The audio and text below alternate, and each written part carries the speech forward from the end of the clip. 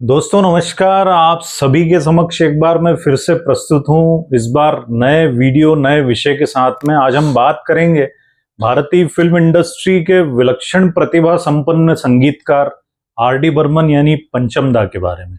और उनके बारे में बात करने के लिए हमारे साथ हैं आज विनीत श्रीवास्तव सर, जो कि 8 वर्ष पंचम दा की टीम में रहे हैं और कई रिकॉर्डिंग्स के साक्षी रहे हैं।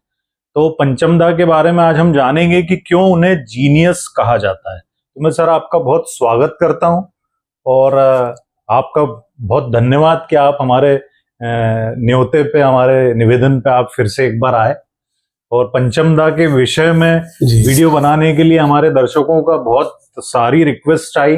पहले आपके साथ 3 वीडियो बनाए हमने पंचम दा की। जी। तो आज विनीत सर हमें नई बातें और बताएंगे पंचम दा के बारे में। सर आपका बहुत स्वागत है।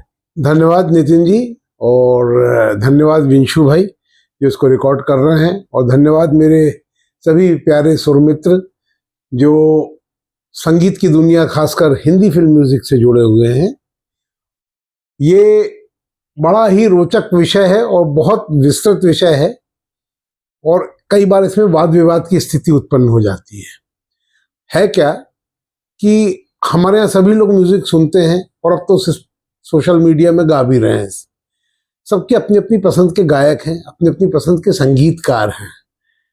आप किसी कालखंड को किसी कालखंड से कंपेयर नहीं कर सकते हैं। आप ये नहीं कह सकते हैं कि मेरे पिताजी ने स्कूटर चलाई, मैंने कार चलाई, और मेरे दादाजी साइकिल चलाते थे और उनके दादाजी पैदल चलते थे। तो सबका साइकिल चलाने वाला भी डेवलप्ड था, क्योंकि उस समय उसके पहले लोग पैदल चलते थे। स्कूटर चलाने वाला भी डेवलप्ड था, क्योंकि उसके पहले साइकिल चलाते थे।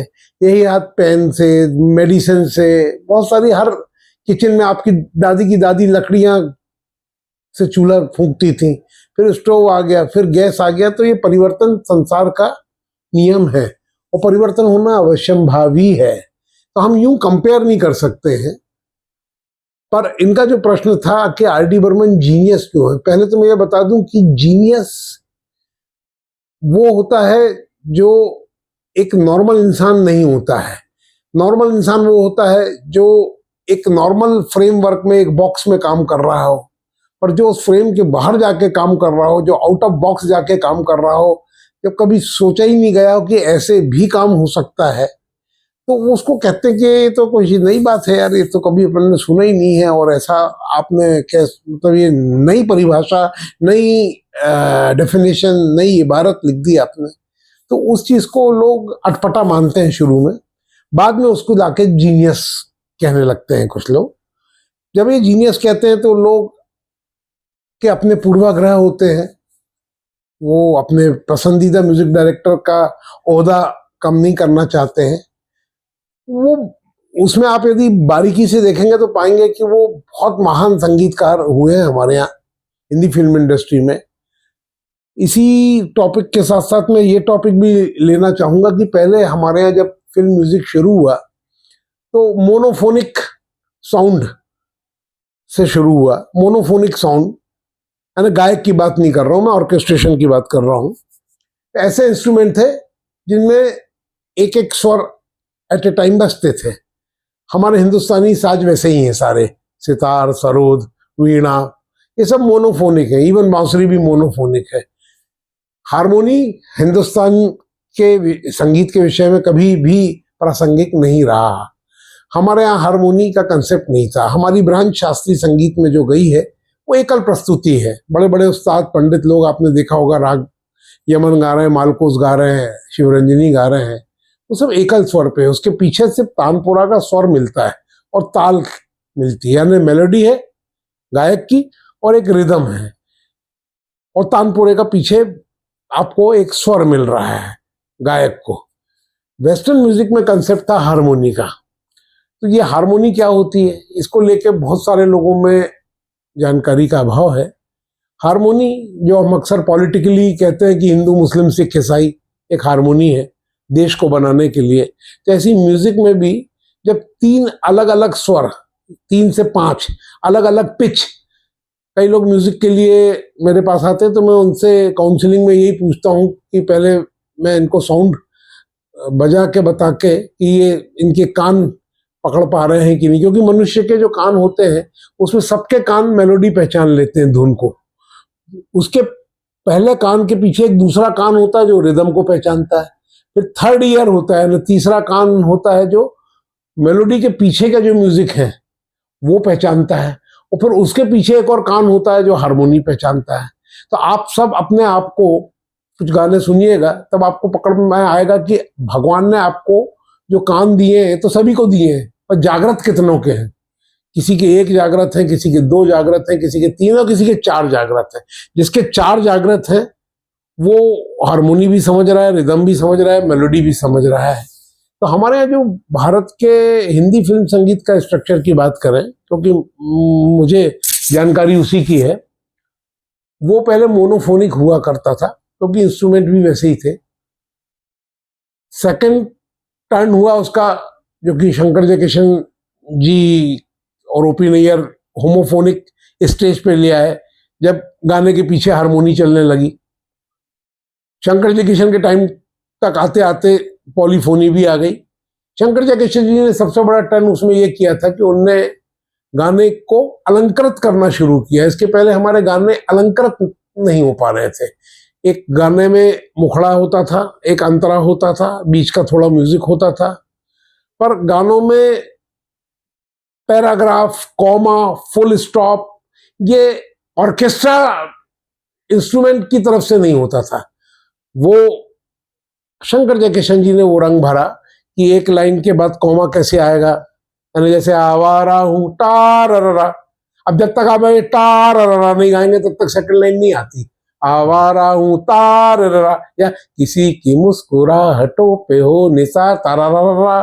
तो ये जो बीच बीच में उनने पैराग्राफिकली सॉन्ग को क्लासिफाइड किया, कॉमा लगाया, फुल स्टॉप लगाया, और कैसे गाने का जो मीटर यानी छंद होता है उसको कैसे खत्म करना, उसके बाद से म्यूजिक कैसे शुरू करना, उसके बाद से वापस मुखड़े पे कैसे आना, अंतरा, ये सब उनने बड़ा किया। कि गाने के पहले जो हम इंट्रोल्यूड बोलते हैं, प्रील्यूड, और उसके भी पहले का, क्योंकि प्रील्यूड तो एक गाने का संकेत हो गया, पर उसके पहले भी कुछ वार्तालाप चल रहा है यदि 2 कैरेक्टर्स में, तो वहां भी म्यूजिक चल रहा है। उसके बाद फिर स्कोर आएगा प्रील्यूड का, और फिर आएगा साइन लाइन जिसको मुखड़ा बोलते हैं, फिर उसके बाद अंतरा आता है, साइन लाइन में क्रॉस लाइन भी आएगी। ये सब चीज़ों का उनने बड़ा किया। वो सेबेस्टियन सर का योगदान अभूतपूर्व रहा, उसमें उनके जो अरेंजर हैं उनने इस गाने का स्ट्रक्चर बनाया। ये मैं इसलिए कह रहा हूँ आपको शंकर जयकिशन जी का कि ये एक स्कूल के बतौर स्थापित हो गया स्ट्रक्चर, यानी एक आर्किटेक्चरल टेम्पलेट बना दिया उनने कि सब जगह यही होगा कि वरांडा ये होगा, ये ड्राइंग रूम होगा, ये बेडरूम होगा, यहाँ टॉयलेट होगा, यहाँ किचन होगा, ये तय कर दिया। और सभी म्यूजिक डायरेक्टरों ने उसको कमोबेश फॉलो किया। दूसरा स्कूल उसी समय एस.डी. बर्मन जी का शुरू हो गया। एस.डी. बर्मन जी के स्कूल में बहुत छोटे ल्यूड्स, यानी ये इंट्रोल्यूड, इंटरल्यूड, कम इंस्ट्रूमेंट से, जहां ये 100 का ऑर्केस्ट्रा लेते थे तो वो 20 का ऑर्केस्ट्रा लेते थे। मेलोडी दोनों को बड़ी प्रिय थी, उनकी भी मेलोडी आज जवान पे, इनकी भी मेलोडी। एस.डी. बर्मन साहब ने कुछ प्रयोग किए, वो प्रयोग धर्मी थे। उनने हारमोनी को लेके भी प्रयोग किया। हमारी हिंदी फिल्म इंडस्ट्री में सबसे पहले खुल्लम खुल्ला हारमोनी एस.डी. बर्मन लेके आए हैं। इसके पहले हारमोनी बहुत आटे में नमक के बराबर चलती थी, यानी गिटार की हारमोनी या अपने वॉलिन की हारमोनी ज्यादातर मेलोडी पे रहता था, क्योंकि लोग ये मानते थे कि हमारे यहाँ मेलोडी लोग समझते हैं, हारमोनी वेस्टर्न कंसेप्ट है, और हारमोनी ना लोगों को पकड़ में आती है और ना लोग बजाते हैं। ये बाद में शुरू हुआ। यानी आप ये समझिए कि बंगाली म्यूजिक डायरेक्टर्स को हारमोनी ज्यादा प्रिय थी, क्योंकि वो ऑलरेडी वेस्टर्न म्यूजिक से एक्सपोज थे। क्योंकि अंग्रेज सबसे पहले कलकत्ता में आए थे तो वहाँ नाइट क्लब्स वगैरह खुल चुके थे, उनको ये वेस्टर्न स्कोर्स वगैरह म्यूजिक के बारे में ज्यादा मालूम था, और उनने उसको प्रयोग भी किया, और अच्छा भी लगता था लोगों को। मालूम नहीं पड़ता था कि ये क्या बज रहा है, पर लोगों के कान को तो अच्छा लगता था। पर फिर भी हमारे यहाँ मेलोडी ही प्रमुखता से बजाई जाती रही, इसीलिए हम उन गानों को अमर कहते हैं, क्योंकि वो बड़ी अमर धुनें रच के गए। जब आर.डी. बर्मन साहब आए तो ऑलरेडी मोनोफोनी का युग जा चुका था, होमोफोनी का युग जा चुका था, और पॉलीफोनी स्टेब्लिश हो चुकी थी। पॉलीफोनी यानी एक वोकल लाइन, गाने के पीछे एक वायलिन चल रहा है, उसके भी पीछे कहीं सैक्सोफोन भी चल रहा है और गिटार भी चल रहा है। तो ये कई तरह की ध्वनियां यानी पॉलीफोनिक साउंड हो गया। यानी आपको सिर्फ गाना एक मेन मेलोडीज है और उसके नीचे सबसिक्वेंट मेलोडीज, सबऑर्डिनेट मेलोडीज जिसको बोलते हैं, काउंटर मेलोडीज बोलते हैं हम लोग टेक्निकली। तो काउंटर मेलोडीज अलग अलग चल रही हैं। गाना हुआ, हल्की सी एक बांसुरी भी सुनाई दे दी आपको एक अकॉर्डियन का भी पीस आ गया, एक सैक्सोफोन का आ गया, कहीं गिटार का भी आ गया। तो ये सब चीजें जब मिलके बज रही हैं तो आपको एक साउंड नहीं, कई साउंड सुनाई पड़ रहे हैं जो कि पहले नहीं थे। बट इसका मतलब ये नहीं कि उन लोग कम अक्ल थे या उनको आता नहीं था, उस समय वो चीज नहीं थी। साइकिल के समय में वो चीज नहीं थी जो स्कूटर के समय पे है या कार के समय पे या प्लेन के समय पे। तो जो चीज जब थी तब सो थी, तो वो चीज उस समय यहाँ थी ही नहीं। तो इसलिए उसको कंपेयर करना मेरे हिसाब से कोई पैमाना नहीं है। शंकर जयकिशन जी का योगदान तो मैं इसलिए कहूंगा क्योंकि उन्होंने एक स्ट्रक्चर जो टेम्पलेट दिया उसमें सभी म्यूजिक डायरेक्टर्स फॉलो कर रहे थे। एस.डी. बर्मन का स्कूल थोड़ा अलग सा था, वो फोक बेस्ड म्यूजिक का था, बहुत छोटे छोटे इंटरल्यूड्स, छोटे छोटे प्रील्यूड्स और जो कम ऑर्केस्ट्रेशन को लेके। और नबी अमररत्न है, पर वो मेन लीग में कम काम करते थे, वो साल की 2-3 पिक्चरें करते थे। तो इसको मेन लीग नहीं कहेंगे यदि साल के 6 से 10 पिक्चरों में शंकर जयकिशन काम कर रहे हैं, ओपी नैयर साहब काम कर रहे हैं, तो वो उनका उदाहरण मैं फिर उनसे कंपेयर करूंगा, ओपी नैयर और शंकर जयकिशन जी को वगैरह।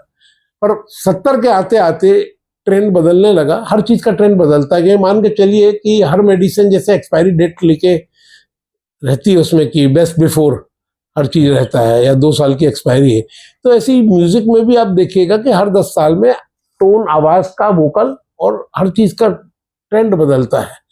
तो ये ट्रेंड जो बदला उसके ध्वजवाहक थे आर.डी. बर्मन। लक्ष्मीकांत प्यारेलाल और आर.डी. बर्मन दोनों ने 70 से 80 में जम के काम किया उस पीरियड में, 15 साल के पीरियड में। एल.पी. साहब, लक्ष्मीकांत प्यारेलाल जी शंकर जयकिशन के स्कूल के विद्यार्थी थे, उनके असिस्टेंट नहीं रहे, पर वो सिलेबस को फॉलो करते थे। उनका वैसे ही अरेंजमेंट होता था, स्ट्रिंग अरेंजमेंट, रिदम अरेंजमेंट, हर चीज उनकी वैसी ही रहती थी। तो ये समझिए कि शंकर जयकिशन के सही मायने में उत्तराधिकारी कोई थे तो लक्ष्मीकांत प्यारेलाल जी। अब आर.डी. बर्मन साहब जब आए तो इनके सामने 2 स्कूल थे, एक तो खुद के पिताजी का स्कूल था एस.डी. बर्मन साहब का, और एक शंकर जयकिशन का स्कूल था। यदि वो दोनों स्कूल को फॉलो करते तो ठप्पा ये लगता कि ये तो बाप की कॉपी कर रहा है और बाप के ही म्यूजिक को दे रहा है, इसका कुछ नहीं है। शंकर जयकिशन के म्यूजिक को फॉलो करते तो उनको क्या काम मिलता। ऑलरेडी कई लोग मैदान में शंकर जयकिशन के म्यूजिक को लेकर चल ही रहे थे, तो ये भी एक 10वें की जगह 11वां हो जाते। मैं नाम नहीं लूंगा, सब मालूम है उस जमाने में जो भी काम कर रहे थे। तो आपको वही लगेगा कि यार वही अकॉर्डियन बज रहा है, उसी किस्म का मैंडोलिन बज रहा है, उसी किस्म के गाने के बाद काउंटर्स है, उसी किस्म का सैक्सोफोन है, उसी किस्म की रिदम है। तो वो आपको लगेगा कि तो सभी लोग फॉलो कर रहे हैं। तो आर.डी. बर्मन भी एक 10वें से 11वें हो गए। तो इनके सामने 2 स्कूल तो थे, तो या तो 2 स्कूल ज्वाइन करते, वो उनने किया नहीं, उनने एक नया काम किया। यहाँ से जीनियस पैदा होता है। आज जो सामान्य आदमी होता है वो सोचता है कि यार या तो एक एमपी बोर्ड है और एक सीबीएसई है, हम दोनों तरह के स्कूल हैं, सीबीएसई में चले जाएं, इधर चले जाएं। पर नहीं, उसने कोई नई पाठशाला शुरू कर दी, आईसीएसई शुरू कर दी, यूं समझिए आप, नया पाठ्यक्रम शुरू कर दिया। तो वो नोटिस में सबसे पहले आया तीसरी मंजिल में। अब तीसरी मंजिल के पहले लोगों ने नोटिस नहीं किया, वो फिल्म नहीं चल पाई, गाने भी नहीं कोई खास चल पाए। पर तीसरी मंजिल का कॉम्बिनेशन नहीं था कि बड़ा प्रोड्यूसर डायरेक्टर नासिर हुसैन, बड़ा हीरो शम्मी कपूर, बड़ी हीरोइन आशा पारेख, और म्यूजिक में एक नया सिलेबस आया।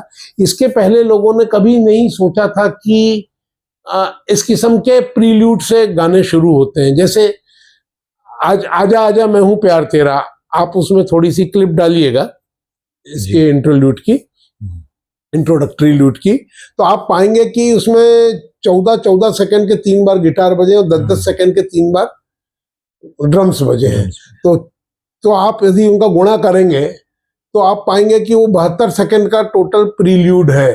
14-14 सेकंड के 3 बार गिटार है, शुरू के प्रील्यूड की बात कर रहा हूँ, सैक्सोफोन की नहीं, मैं इंट्रोडक्टरी ल्यूड की बात कर रहा हूँ। तो ये 3 बार रिपीटेशन इसके पहले फिल्म इंडस्ट्री में किसी भी प्रील्यूड की नहीं हुई है।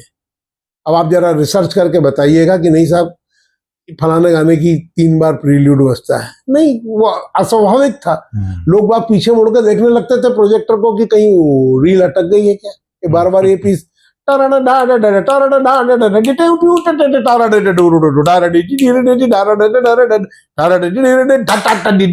ये हो गया एक सेट, फिर वही शुरू हो गया, वो दूसरा सेट हो गया, फिर वही शुरू हो गया। ये 3 सेट में सामान्य दर्शक हिंदुस्तानी जो कि ये मान के चलता है कि भाई प्रील्यूड हो गया, अब मुखड़ा आएगा, तो मुखड़ा तो आ ही नहीं रहा, 3-3 बार आ रहा है, तो लोग क्या करेंगे, ये समझेंगे कि या तो ये प्रोजेक्टर में कुछ गड़बड़ हो गई है, रिकॉर्ड अटक गया है, क्या हो गया है।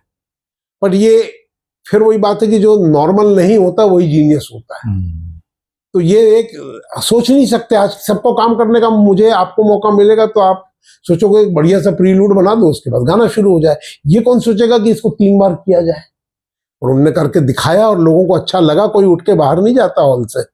और उसमें उन्होंने नासिर हुसैन साहब को बताया कि जब मैं 3 बार ये रिपीट होगा म्यूजिक, तो आपको इसमें शूटिंग कैसी करनी है और आपको इसमें इसरार और इकरार के बीच का सिनेमेटोग्राफी करनी है कि वो इसरार कर रहा है, वो इनकार कर रही हैं, आशा पारेख नहीं आऊंगी तुम्हारे साथ डांस करने, ये उससे इसरार कर रहे हैं, रिक्वेस्ट कर रहे हैं कि आ जाओ आ जाओ। गाने के बोल भी वही थे, आजा आजा मैं हूं प्यार तेरा। तो ये सब इतना अच्छा सिंक्रोनाइज हुआ कि लोगों को लगा कि भाई एक ग्रुप है लड़कियों का आया हुआ है, एक रॉक स्टार है, वो उनको अपने साथ डांस करने के लिए इनवाइट कर रहा है और वो मना कर रही है। तो इस बीच में म्यूजिक फिट हो गया कि 3 बार म्यूजिक हुआ। किसी ने नहीं सोचा कि यार 3 बार की ऑर्केस्ट्रा को बजाने की जरूरत क्या है, एक बार बजाए और बाहर हो जाए। तो ये एक नई चीज हुई। ऐसे ही इसी फिल्म में मैं आपको दूसरा प्रयोग बताऊंगा। ये सब प्रयोगों की बात हो रही है कि हमने कभी नहीं सोचा था कि ड्रम से गाने की शुरुआत हो। ड्रम एक स्वर वाला इंस्ट्रूमेंट नहीं है जिससे आपके एक स्वर रचना, जैसे आप बांसुरी या गिटार से एक स्वर रचना निकाल सकते हैं, ड्रम से नहीं। ताल वाद्य से सिर्फ आप ताल दे सकते हैं, वो भी 2 स्वरों में, ढक टिक ढक टिक ढक ढक टिक ढक टिक। या तबले में आप उसको 2 स्वर से बजा सकते हैं, पर उससे आप म्यूजिकल फ्रेज नहीं बना सकते, सांगीतिक रचना, स्वर रचना नहीं निकाल सकते। और उनने वो उसमें इसी फिल्म के गाने वो हसीना जुल्फों वालों में ये रिस्क लिया कि उनने कहा कि जब हीरो हमारा ड्रमर है तो फोकस पड़ेगा उस पर और ड्रम से शुरुआत होगी। तो इस किस्म के उनने बड़े एक्सपेरिमेंट्स किए। जैसे एक एक्सपेरिमेंट मेरे को उनका बड़ा पसंद था, बर्मन कैम्प का कह लीजिए, वो दादा भी ऐसे ही कर। मैं जब भी आपको ये बात करूंगा तो आप ये मान के चलिए कि बर्मन कैम्प की बात कर रहा हूँ। तो प्रयोग धर्मिता तो दादा में भी थी, पर ये इनकी प्रयोग धर्मिता खुल के आई बाहर। अब जैसे इसी में आप देखिएगा कि रिदम हमारे यहाँ जो पूर्ववर्ती और इनके भी समकक्ष जो म्यूजिक डायरेक्टर समकालीन थे, वो रिदम चलती थी तो फिर गाने तक रुकती थी। यानी इंजन एक बार चल पड़ा तो स्टेशन आने पे ही रुकेगा, बार बार नहीं रुकेगा, बार बार नहीं चलेगा। उससे क्या होता है, टेम्पो लय बिगड़ जाती है। आज आप मोटरसाइकिल पे जा रहे हैं, रेड सिग्नल पे आपकी गाड़ी रुकी और फिर से जब आप ग्रीन सिग्नल होता है तो वापस वो टेम्पो नहीं गेन कर पाते आप जिस टेम्पो पे वो पहले गाड़ी चल रही थी, वो लहरा जाएगी आपकी। अब जैसे आप ये गाना सुने इसी फिल्म का, प्रयोग धर्मिता की बातें हो रही हैं, ये गाने सबने सैकड़ों बार सुने हैं, मतलब 2500 बार आपने सुने हैं, कोई नई चीज नहीं है। पर आपने इस नजर से नहीं सुना टेक्निकली, क्योंकि हमारा सब्जेक्ट यही है कि जीनियस क्यों कहें हम इनको। तो अब देखिए, जैसे मैंने टेम्पो से रिलेट कर रहा हूँ, ओ मेरे सोना रे सोना रे सोना रे, ये हाँ रिदम, दे दूंगी जान खफा मत हो ना रे, फिर रिदम बंद हुई, मैंने तुझे न न नार नाना बंद, दारा रे डारे डारा रे। तो अब आप पाएंगे कि इस मुखड़े में डारे डारे डारे डारा, ये मैंने किया ब्रेक, डारे डारे, ये फिर पिकअप हुआ, तो पिकअप ब्रेक, ओ मेरे दिल के चैन, ब्रेक, चैन आए मेरे दिल को दुआ कीजिए, ये break pickup without any mechanical support, without any computer support. तो ये ब्रेक पिकअप करने में लोगों को क्या अच्छा लगता है, इनने ऐसा क्यों किया, क्या अपनी सुपरमेसी दिखाने के लिए, सुप्रीमेसी दिखाने के लिए किया? नहीं, ये एक तरह से जब आदमी सुनता है और जब उसको हम हिंदी में ढोलक में ठेका बोलते हैं। वो ठेका क्यों बजाता है आदमी? एक ही ताल धकेन रहते ना, दिन धकेन ऐसे क्यों नहीं चलता है? वो बीच में जब आप ठेका लेते हैं तो आपकी तंद्रा टूटती है, मोनोटोनी टूटती है। तो मोनोटोनी टूटती है, तो जैसी मोनोटोनी टूट के फिर रिदम आती है तो एक झटका सा दिमाग में देती है संकेत आपको। तो उससे आपको एक मजा आता है, एक किस्म का एक ब्रेक होता है, पिकअप होता है, तो आपको भी वो कनेक्ट करता है, बोर नहीं लगता एक जैसा चलना। तो ये एक आउट ऑफ द बॉक्स का वाला काम हुआ, पहले ऐसा नहीं होता था इस किस्म से काम। ऐसी इनने ऐसे इंस्ट्रूमेंट को चुने प्रील्यूड के लिए जिनका कभी प्रयोग नहीं हुआ, जिसमें मैं अक्सर कहता हूँ एक डबल बास, इसको लोग बेस बोलते हैं जी। चलिए बेस बोले या बास बोले, मैं डबल बास बोलता हूं, तो कृपया करके मुझे माफ करिएगा यदि आप ये शब्द सुनते हैं, क्योंकि इसकी स्पेलिंग है BASS और इसको बजाने वाले को बासिस्ट बोलते हैं। पहले आपने फिल्मों में देखा होगा एक बड़ा सा 6 फीट वायलिन का भी ग्रैंडफादर जैसे स्वरूप का एक बो टाई पहने एक बैंड के पीछे बजाता रहता था। तो ये फ्रेटलेस इंस्ट्रूमेंट है, इसमें फ्रेट यानी पर्दे नहीं होते। सितार में, गिटार में फ्रेट होते हैं, हिंदी में उनको पर्दे बोलते हैं। हर स्वर का एक पर्दा होता है। ऐसे 12 स्वर होते हैं, 7 शुद्ध और 5 कोमल, तो 12 स्वर के 12 पर्दे हुए। तो इसमें जो डबल बास है इसको वो हाथ से बजाते हैं, जैसे ऐसे आवाज होती है। अब ये जो बास का स्वर है इसको कहते हैं अति खरज, ये अति मंद सप्तक। अति मंद सप्तक के स्वर को मनुष्य के वोकल कंठ से गाना बड़ा मुश्किल है, क्योंकि ये बहुत ज्यादा इसमें मंद लो नोट्स होता है। तो इससे म्यूजिकल फ्रेज कभी नहीं बनते हैं, संगीतिक रचना नहीं बनती है। अकॉर्डियन से बन जाएगा, सैक्सोफोन से बन जाएगा, फ्लूट, गिटार, पियानो सभी से बन जाएगा, पर इससे कैसे बनेगा? ये तो एक टेम्पो को गति देने के लिए गाने को बांध के चलता है, एक तरह से जैसे बिल्डिंग को फाउंडेशन को बांध के 18 mm का टॉर स्टील सरिया चलता है, तो ये भी हमारे गाने को फाउंडेशन देता है और एक पीछे टेम्पो के बतौर चलता है गाने के बैकग्राउंड में।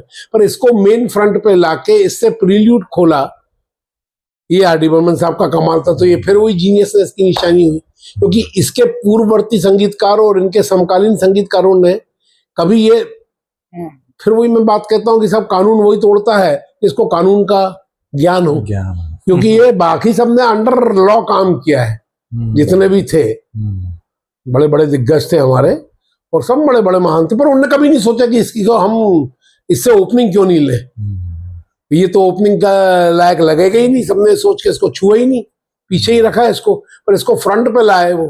और वो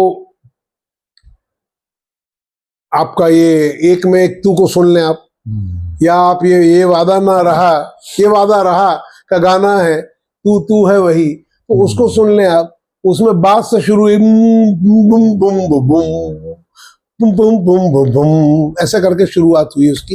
वो आप लोग चाहे तो आप क्लिप डाल दीजिएगा उसके प्रील्यूड की, वो आप सुनेंगे तो ऐसे कई गानों में आप पकड़ेंगे कि अरे यार ये गाना भी आर डी बर्मन का है, जो बास नोट से शुरू हुआ, सागर का पास आओ ना ये शुरू हुआ, एक में एक तू शुरू हुआ, तो आपको लगेगा तो बास नोट को तो अपन ने कभी इतना ध्यान दिया ही नहीं। आगे चल के इनने एक एक्सपेरिमेंट और किया कि इसी बास टोन को एक सेपरेट स्कोर दे दिया। स्कोर यानी उसकी एक अपनी धुन बना दी। गोमती के किनारे नाम की फिल्म का आप कभी सुनिएगा, आप टाइप करिए यूट्यूब में गोमती के किनारे। अब ये गाने को आप सुनिए, गोमती के किनारे को, आओ आओ जाने जहां धूड़ू डाडे तारे डे डा ला ला ला ला ला रे ला ला ला ला ला ला ला ला ला ला। अब आप उसको सुनेंगे तो पाएंगे कि यार इसमें एक सिंगर एक ही हारमोनी में दो अलग अलग लाइन गा रहे हैं, मेल अलग गा रहा है, फीमेल अलग गा रही है। तो ये इनके ये खासियत सिद्ध करती है कि कोई भी संगीतकार एक हारमोनी में एक मेलोडी की रचना यदि मेल को दे रहा है, तो मेल के खत्म होने के बाद फीमेल यदि गाएगी तो वो अपनी धुन गाएगी, पर उसके पीछे मेल उसको फॉलो करेगा तो उसी स्वर रचना को करेगा, पर इनने दो स्वर रचना एक ही गाने में लगा दी। तो वो आप देखेंगे कि वो जाने जा ढूंढता फिर रहा में भी एक ही गाने में आशा जी और किशोर कुमार दो अलग अलग, जैसे दा रा रा रा रे रा री रा रा रा रा रा रा रे रा रा है, तो अलग अलग स्वर रचना चल रही है। दोनों को हारमोनी एक ही ऑर्केस्ट्रा की। ऑर्केस्ट्रा ऐसा नहीं कि आशा भोसले को कंपनीमेंट के लिए कॉर्ड्स बदल गए और किशोर कुमार के लिए अलग कॉर्ड्स हो गए। एक ही चाशनी में बटर चिकन और बटर पनीर मसाला दोनों चल रहे हैं वाली बात है। मैं मजाक के तौर पे कह रहा हूँ ये।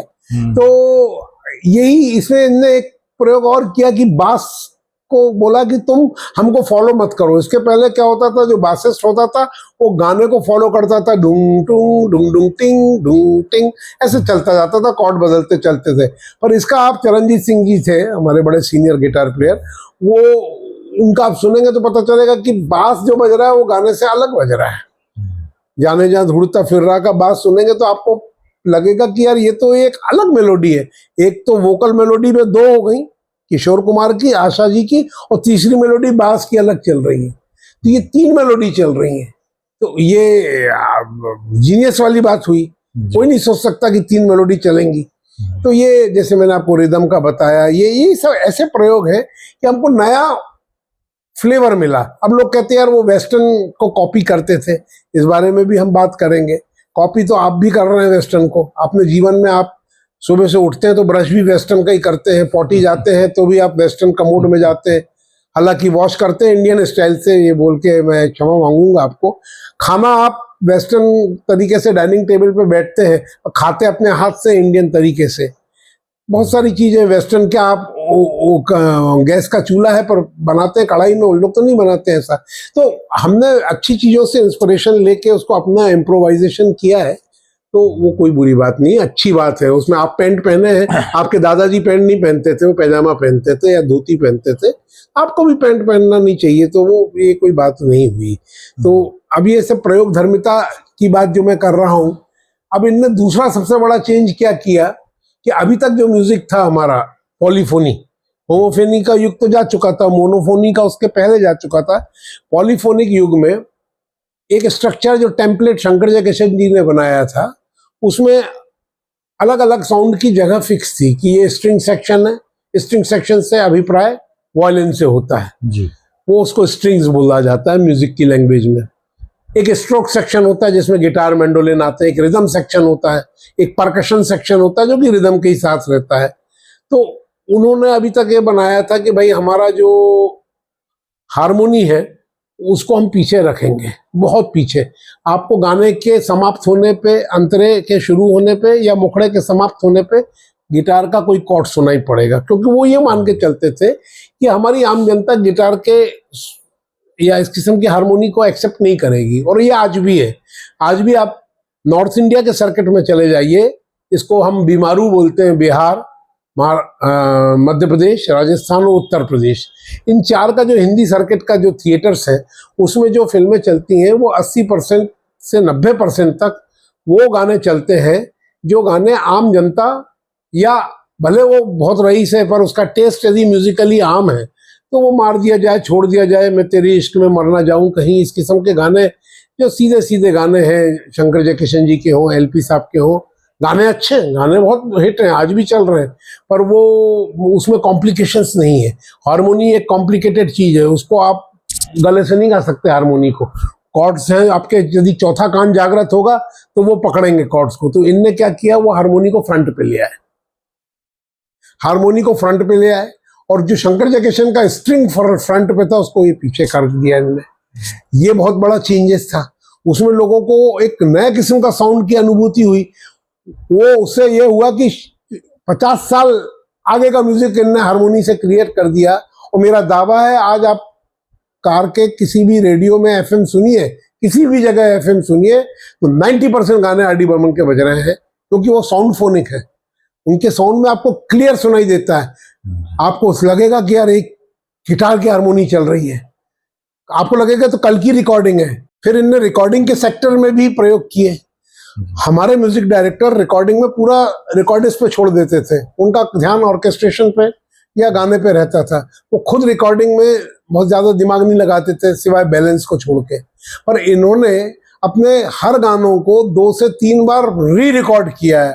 सिंगर चला गया गाना गा के, रिकॉर्डिंग हो गई, सब खुश होकर चले गए, पर उसके बाद इनने उस गाने को स्पूल पे चलाया और उसमें पंचिंग करी, उसमें और इनने ऐड किया। इन्हें खाना तो बन चुका है, उसके ऊपर खोपरा डालना है और कुछ सजावट की चीजें डालनी है, धनिया डालना है, तो वापस गिटार के उसमें कॉर्ड्स बजवा दिए, बहुत सारी चीज। तो उससे क्या हुआ है कि वो आपको गाना आज आउटडेटेड नहीं लगता है आपको, जबकि दूसरे म्यूजिक डायरेक्टर के गाने लगता है यार तो बहुत पुराना साउंड है। पर आर डी बर्मन के गाने आप सुनते हैं तो ये आपको आज की म्यूजिक सिस्टम के कॉम्पेटेबल लगता है। वो आपको लगता है कि नहीं यार तो बड़ा क्लियर साउंड आ रहा है। तो वो साउंड इसीलिए क्लियर आ रहा है कि उस साउंड की बैलेंसिंग और उसकी री रिकॉर्डिंग और पंचिंग हुई है, तो ये इसके कारण आपको नयापन लगता है। फिर इनने टेम्पलेट में एक और चेंज किया रिदम में, ये मैं बहुत डिटेल में आपको नहीं बता रहा हूँ, ये आपको एक क्योंकि सब्जेक्ट इतना बड़ा है कि शाम तक हो जाएगा। तो ये इनने हारमोनी को मैंने कहा ये फ्रंट पे ले आए, रिदम पे इनने चेंज किया। रिदम जो पहले रिदम वही थी, कुछ इनने ऐड करी, क्योंकि पहले हमारे यूरोपियन रिदम चलती थी, एक वॉल्ट्स चलती थी, वो ढिंग चक चक ढिंग चक चक ढिंग चक चक, और एक वो चलती थी 4/4 पोल्का कैलिप्सो, टक चिटड़गी जिंग टक चिटड़गी जिंग टक चिटड़गी जिंग। इनने लैटिन अमेरिकन, क्यूबन, अफ्रीकन ये बीट्स लेके आए। फिर उनने ग्रूव बनाया जो कि आज तक किसी म्यूजिक डायरेक्टर ने ग्रूव नहीं बनाया था। जो मेन रिदम चलती थी सारा परकशन भी उसी में चलता था, पर इनने क्या किया, हर आदमी को अपना एक स्थान दिया। जैसे साइकिल का व्हील होता है उसमें स्पोक रहते हैं, अब प्रत्येक स्पोक को आप उदाहरण स्वरूप बोल रहा हूं कलर कर दीजिए, red, blue, yellow, green, orange, ऐसे कलर कर दीजिए।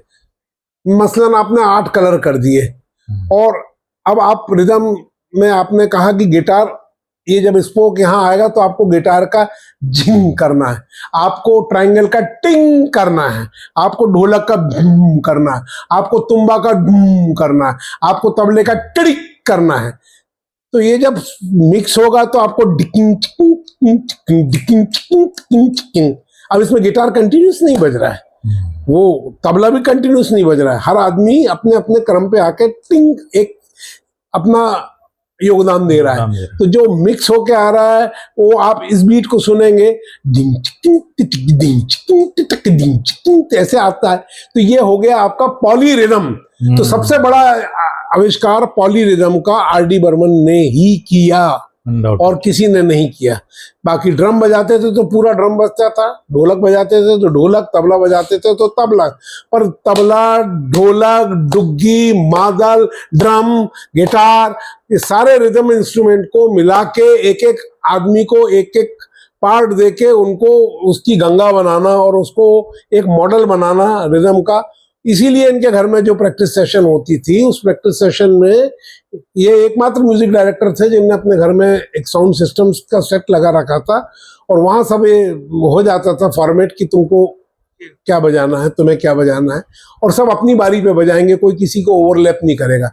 ऐसा नहीं कि मैं गाने में हूँ तो पूरा गिटार बजा दूंगा मैं, नहीं, मुझे जहाँ कॉर्ड बजाना वहीं बजाऊंगा, इनको जहाँ थाप देनी है ये वहीं थाप देंगे। तो ये एक नया साउंड आया। आज लोगों को लगता है कि अरे यार ये तो कुछ हमने सुना नहीं है इस किस्म का साउंड। तो ये सब चीजें प्रयोग धर्मिता ही हुई। तो इनने, जैसे मैंने आपको रिदम का ब्रेकअप वो बताया, फिर इनने साउंड में निर्जीव चीजों को म्यूजिक में ले आए जो म्यूजिकल इंस्ट्रूमेंट नहीं थे। जैसे चुरा लिया का आपने वो ग्लास की स्टार्ट सुनते हैं, टिंग टिटिंग टिंग। अब glass is not a musical instrument, but he specially brought selected a glass which were sounding a musical note that is called E note। अब वो E note का स्वर है ना, उस स्वर का वो ग्लास ढूंढ के लाए, अलग अलग स्वरों में से छांट के लाए, उस स्वर को उनने बजा के देखा, उस स्वर को जब बजाया उनने तो उस स्वर से उनने वो गाने की ओपनिंग ली, चुरा लिया की। तो अब ऐसे ही एक बार वो लेटे थे, उनका फैन खराब था, वो घूम करके चल रहा था, रिवाइंडिंग उसकी खराब हो गई थी। तो उन्होंने सोचा यार अभी तो कोई म्यूजिकल साउंड नहीं है, और उनने उससे म्यूजिकल साउंड ले लिया, ऐसे ना मुझे तुम देखो में, आप सुनिएगा उसका लॉन्ग प्ले वर्जन। तो इस किस्म की बहुत सारी चीजें हैं जो उनने सोचा कि ये तो म्यूजिकल नोट नहीं है, पर उनने उसको म्यूजिकल नोट माना और उसको म्यूजिक में ऐसा बढ़िया ताना माना बुना कि वो लोगों को ताज्जुब होता था कि ये किस इंस्ट्रूमेंट की आवाज है, तो हमने आज तक नहीं सुनी। अब आपने वो धन्नो की आंखों में सुना, फ्लेंजर है, गिटार का एक इफेक्ट है, टनिंग टंग टनिंग टनिंग टंग टनिंग टनिंग टंग टनिंग, एक इफेक्ट है, डिले हो जाता है साउंड जिसमें, उसको फ्लेंजर बोलते हैं। वो फ्लेंजर यूनिट सबसे पहले आर डी बर्मन ही खरीद के लाए इंडिया में, और उससे उनने वो बजवाया। तो आपको कितना अच्छा लगता है, आपको ये नहीं लगता कि यार रेलगाड़ी चल रही है, इसकी आवाज तो अभी तक हमारे म्यूजिक डायरेक्टर ऐसा चलाते थे, पर ये तो कुछ टनिंग टंग टनिंग टनिंग टंग टनिंग चल रहा है। ऐसे ही उनने, जब उनके सामने पहली सिचुएशन टांगा साउंड की सिचुएशन आई, टांगा बीट्स की फिल्म था परिचय, गाना था मुसाफिर हूं मैं यारो।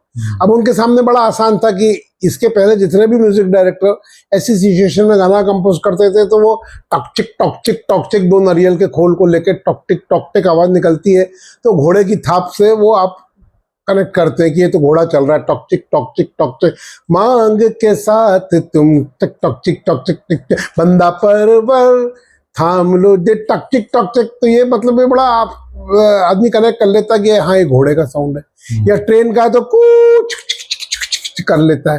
पर ये एक नॉर्मल फ्रेमवर्क की बात हुई, हमारा सब्जेक्ट ही है कि आउट ऑफ फ्रेम जाके सोचना। तो इनने आउट ऑफ फ्रेम जाके सोचा कि नहीं, गुलजार साहब को बोला कि आप तो अपने कैमरे का फोकस टांगे की व्हील्स पे करिए, हम हारमोनी से वो क्रिएट करेंगे व्हील का मूवमेंट। तो उस गाने में आप देखिए कि हारमोनी है और गिटार की हारमोनी है, और परकशन का बहुत टिंच दिया जरा सा, मुसाफिर में झक झक चिकिन कहीं बेमेल नहीं लगता। घोड़ा चलते जा रहा है, झक चिकिन करके वो चलते जा रहा है भी। यही जब इनको दूसरी बार टोंगा की सिचुएशन शोले में आई, तो इनने वो गाना जो था कोई हसीना जब रूठ जाती है, तो इन सिचुएशन में ये समझ के कि बसंती खुद छम्मक छल्लो है, उसकी घोड़ी भी छम्मक छल्लो है, तो उसमें घुंघरू बजवाए पूरे गाने में, जो कि कोई हसीना झक झक, वो घोड़े के पैर में घुंघरू बंधे हैं, घोड़ा भी नहीं है, घोड़ी है वो चीज है, घोड़ी। वो घोड़ी के वो ऐसा लगेगा कि घोड़ी डांस कर रही है। वो एक ही बार ब्रेक होती है रिदम, जब वो करके एड़ लगाती हैं, और ऐसा कुछ होता है सीन। बाकी वो पूरी, क्योंकि घोड़ा बार बार तो रुक नहीं रहा है, घोड़ा वहां उन्होंने रिदम ब्रेक पिकअप नहीं किया, वो घोड़ा चलते जा रहा है एक ही जगह। वो कहीं चाबुक आबुक लगाती हैं तो रुकता है घोड़ी सॉरी। तो ये एक इनोवेशन आपको बताता है कि जैसे अब उनको बोट सॉन्ग होना था, जिस गली में तेरा घर ना हो बालमा, तो वो उसमें यदि सिचुएशन में हीरो रोइंग कर रहा है, चप्पू चला रहा है, तो आवाज चप्पू की आनी चाहिए। तो आप उस गाने को सुनिए, उनने एक स्टूडियो में बकायदा बड़ा भारी टब बुलवा के, जिस गली में तेरा घर, आपको लगेगा कि ये तो लहरें चल रही हैं, लहरों की आवाज है। तो ये एक, आप देखिए हमारा माध्यम एक ऑडियो विजुअल माध्यम है, जो हम देखते हैं वो सुनते हैं, जो सुनते हैं वो देखते हैं। आपको आज भी आप वो गाना सुनेंगे तो आपका दिमाग वहां चला जाएगा कि हाँ ये राजेश खन्ना बोट चला रहा है। यदि आपको वो जिस गली में तेरा घर ना बालमा का प्रील्यूड सुनेंगे तो आपको लहरों की आवाज सुनाई देगी, तो वो आपको लगता है कि यार ये गाना तो नदी में ही हो रहा है। तो ये हमारा, देखिए वेस्ट में ऐसा नहीं होता, वेस्ट में गाने फिल्मों के लिए नहीं बनते, वो प्राइवेटली अलग बनते हैं। प्लेबैक वहाँ होता भी नहीं है, बहुत कम होता है, टाइटल में होता है, एक आध हो गया तो। वहाँ के कैरेक्टर्स गाना नहीं गाते, उनकी ऑडियंस एक्सपेक्ट भी नहीं करती कि वो गाना गाएं और डांस करें। हमारे यहाँ ऐसा नहीं है, हमारे यहाँ ऑडियंस एक्सपेक्ट करती है मनोरंजन पूरा। उसको बहुत मजा आता है कि जब दो कैरेक्टर डांस कर रहे हैं, नाच रहे हैं, वो उसको अच्छा लगता है। और वो उसको, उसकी जो दुख भरी जिंदगी है या बहुत जद्दोजहद भरी जिंदगी से छुटकारा मिलता है उन 3 घंटों में, और वो सब चीजें देखता है, तो उसको ये लगना भी चाहिए कि नदी पे गाना हो रहा है। महबूबा में उनने जैसे बॉटल से जो साउंड निकाला, तो लगता है ये जिप्सी सॉन्ग है। उसका आप ओपनिंग सुनिए, ऐसे ही वो माजीरे का ओपनिंग सुनिए, उसमें आपको लगेगा कि यार ये चप्पू चल रहा है। तो ये ऐसे बहुत सारे गाने हैं और कि जिसमें आपको लगेगा कि गाने की डिमांड और वो साउंड। अब बियर की बोतल से आवाज निकालना कोई म्यूजिकल चीज तो है ही नहीं, वो तो एक बेजान चीज है, कोई म्यूजिकल इंस्ट्रूमेंट है नहीं। तो देयर आर मल्टीपल थिंग्स की है। अब जैसे आप करते हैं, अब ये कोई म्यूजिकल साउंड तो है नहीं, पर इनने उसको भी, इसको हम लोग इंग्लिश में सिबिलेंट साउंड बोलते हैं, हिसिंग सांप की, बाहों में चले आओ का आप अंतरा सुनिएगा, ला ला ला ला ला ले ला रे ला ला ले ला ला ला ला रे ला ला ला ला ले ला ला ला ले ला रे ला ला ला रे ला ला ले ला ला ले ला। अब ये इसको उनने वहां भी लिया, बहुत दूर मुझको कहीं जाना है उसमें भी उनने लिया, खेल खेल के एक में एक तू में भी लिया इस साउंड को। तो इस साउंड को किस इंस्ट्रूमेंट से निकाला, लोग ये पूछते थे यार ये कौन सा साउंड है, एक कीबोर्ड तो आए नहीं थे तब, तो काहे से निकाला इनने, तो क्यों निकाला, उसका कारण क्या है, कितना अच्छा लगता है। ये म्यूजिकल साउंड नहीं है बट म्यूजिक के मीटर में है, कितना अच्छा लगता है। मीटर से एक बात याद आई, हमारे यहाँ जो पहले छंद यानी मीटर किसी गाने का बहुत लंबे लंबे लिखे जाते थे क्योंकि उर्दू शायरों का बोलबाला था। तो वो अगर मुझके मोहब्बत है तो आपने गम मुझे दे दो, अब इतना लंबा छंद है ये। बर्मन साहब ने छोटे छोटे छंद लेने शुरू किए, यहाँ से उनका और शायरों के बीच की समझ का फर्क होने लगा। शायरों ने कहा नहीं हम तो अपनी शायरी नहीं बदलेंगे, बड़े बड़े लफ्ज वाली शायरी, और इनने कहा नहीं हमको छोटे लफ्ज चाहिए, तो वो पॉसिबल नहीं थे उर्दू में, उसमें बड़े बड़े लफ्ज थे, तो उन्होंने कहा हम तो लफ्ज नहीं बदलेंगे, और इनको चाहिए था छोटा मीटर। तो छोटे मीटर का के कमाल है कि वो आम आदमी को पकड़ में रहता है। चूड़ी नहीं मेरा दिल है ये फूलों के रंग से, दिल की कलम से, ये छोटे छोटे मीटर है। सुनो सुना कहो कहा कुछ हुआ क्या अभी तो नहीं, तो ये छोटे छोटे छंद आदमी को याद रहते हैं। तो छोटे मीटर पे इनने काम किया, 1 मीटर का गाना बना दिया इनने, कौन सा, दिल हाय मेरा दिल तेरा दिल मेरा दिल मिल गया, 1 मीटर हो गया। वो बड़े हाय दिल 2 शब्दों का, हाय 2 शब्दों का, मेरा 2 शब्दों का, तेरा 2 शब्दों का, दिल मिल गया, तो ये याद रहता है लोगों को। इसी में आप यदि उसको बड़ी गाढ़ी भाषा में जुबान में उसको पिरोएंगे सबको याद नहीं रहेगा, बहुत कम लोगों को। आप जब आम म्यूजिक सबके घर में म्यूजिक सिस्टम है, ऑटो वाले से लेके प्लेन वाले तक, तो सभी को सुनना है, पॉपुलर होना है, कमर्शियली भी तभी बिकेगा। पहले ड्राइंग रूम तक ही म्यूजिक सीमित था, अब सभी जगह हो गया म्यूजिक, सब लोग सुन रहे हैं। अब बाहर चले जाइए तो पानी की दुकान हो, धोबी की दुकान हो, नाई की दुकान हो, सब जगह म्यूजिक चल रहा है। तो 1 मीटर का भी बना दिया, 12 मीटर का भी बना दिया, 9 मीटर का भी इन्होंने बनाया। ये क्या हुआ पहला मीटर, कैसे हुआ दूसरा, कब हुआ तीसरा, क्यों हुआ, कब हुआ, जब हुआ वो छोड़ो ये ना सोचो, 9 मीटर है। 12 मीटर का बना दिया, कुछ ना कहो कुछ भी ना कहो, क्या कहना है क्या सुनना है, मुझको पता है तुमको पता है, समय का ये पल थम सा गया है और इस पल में कोई नहीं है। 10 हो गए, बस एक मैं हूँ 11वां, बस एक तुम हो। 12 मीटर का मुखड़ा उस जमाने में बड़ा है। तो इन सब चीजें, इसके नॉइसेस को आप पकड़ेंगे, इंटरकेसीज को, कि यार वाह क्या बात है ये। मतलब अभी तक हमारे यहाँ मुखड़े 3 से 4 मीटर के होते थे, तो 12 मीटर का मुखड़ा बना दिया। तो ये, और छोटे छोटे बोलो, कुछ ना कहो कुछ भी ना कहो, और उसमें आपको अक्स और तसव्वर और ऐसे बड़े शब्द डालते यदि, तो वो होता है, अच्छी शायरी भी हो जाती है। पर ये आम जनता इसको पकड़ पाती है, कुछ ना कहो कुछ भी ना कहो, बोलचाल की भाषा है हमारी। तो ये एक्सपेरिमेंट्स ये हैं आउट ऑफ बॉक्स जाके है। और इसमें म्यूजिक डायरेक्टर का कंट्रीब्यूशन लिरिसिस्ट से ज्यादा है। लिरिसिस्ट तो लिख के लाया एक लाइन, दिलवर दिल से प्यारे दिल की सुनता जा रे, पर इनने अपना डाला उसमें, दिलवर दिल से प्यारे दिलवर दिल की सुन। ये जो रिपीट हुआ ये म्यूजिक डायरेक्टर का कंट्रीब्यूशन है, रिदम में बैठाल के। तो ये म्यूजिक डायरेक्टर के कंट्रीब्यूशन में जब इनपुट वो डालता है गानों में लेके, तो उसका खुद का वैल्यू एडिशन होता है। अदरवाइज आप जो लिख के लाया मैंने उसमें वैसी धुन बना दी, तो वो एक फिर वही फ्रेम वाला काम हुआ कि इनने लिखा मैंने धुन बना दी, पर मैंने उसको यदि अपनी तरफ से कलरिंग की है उसकी, तो वो आपका वो हुआ। अब जैसे एक गाने में उन्होंने 2 रिदम डाल दी, ये भी उनका कमाल था। क्या दिल में जो बातें आज उन्हें हम कह दे, दादरा रिदम चल रही, धधन तितन धधन तितन धधन तितन नादर धन ततर धन ततर ततर धन। अब कहरवा ला दी, कहरवा 8 मात्रा का, दादरा 6 मात्रा का। ऐसी न धगन तिनक दिन धगन तिनक धगन तिनक दिन धगन तिनक दिन। तो ये एक नया प्रयोग हुआ। अदरवाइज हमारे यहाँ रिदम के फॉर्मेट में 2 टोन रिदम होती थी, पर वो रहती थी एक ही बीट्स में। यदि वो दादरा बज रहा है तो इंग्लिश में वॉल्ट्स बज जाएगा और अंतरे में दादरा ओपी नैयर साहब बजाते थे जैसे।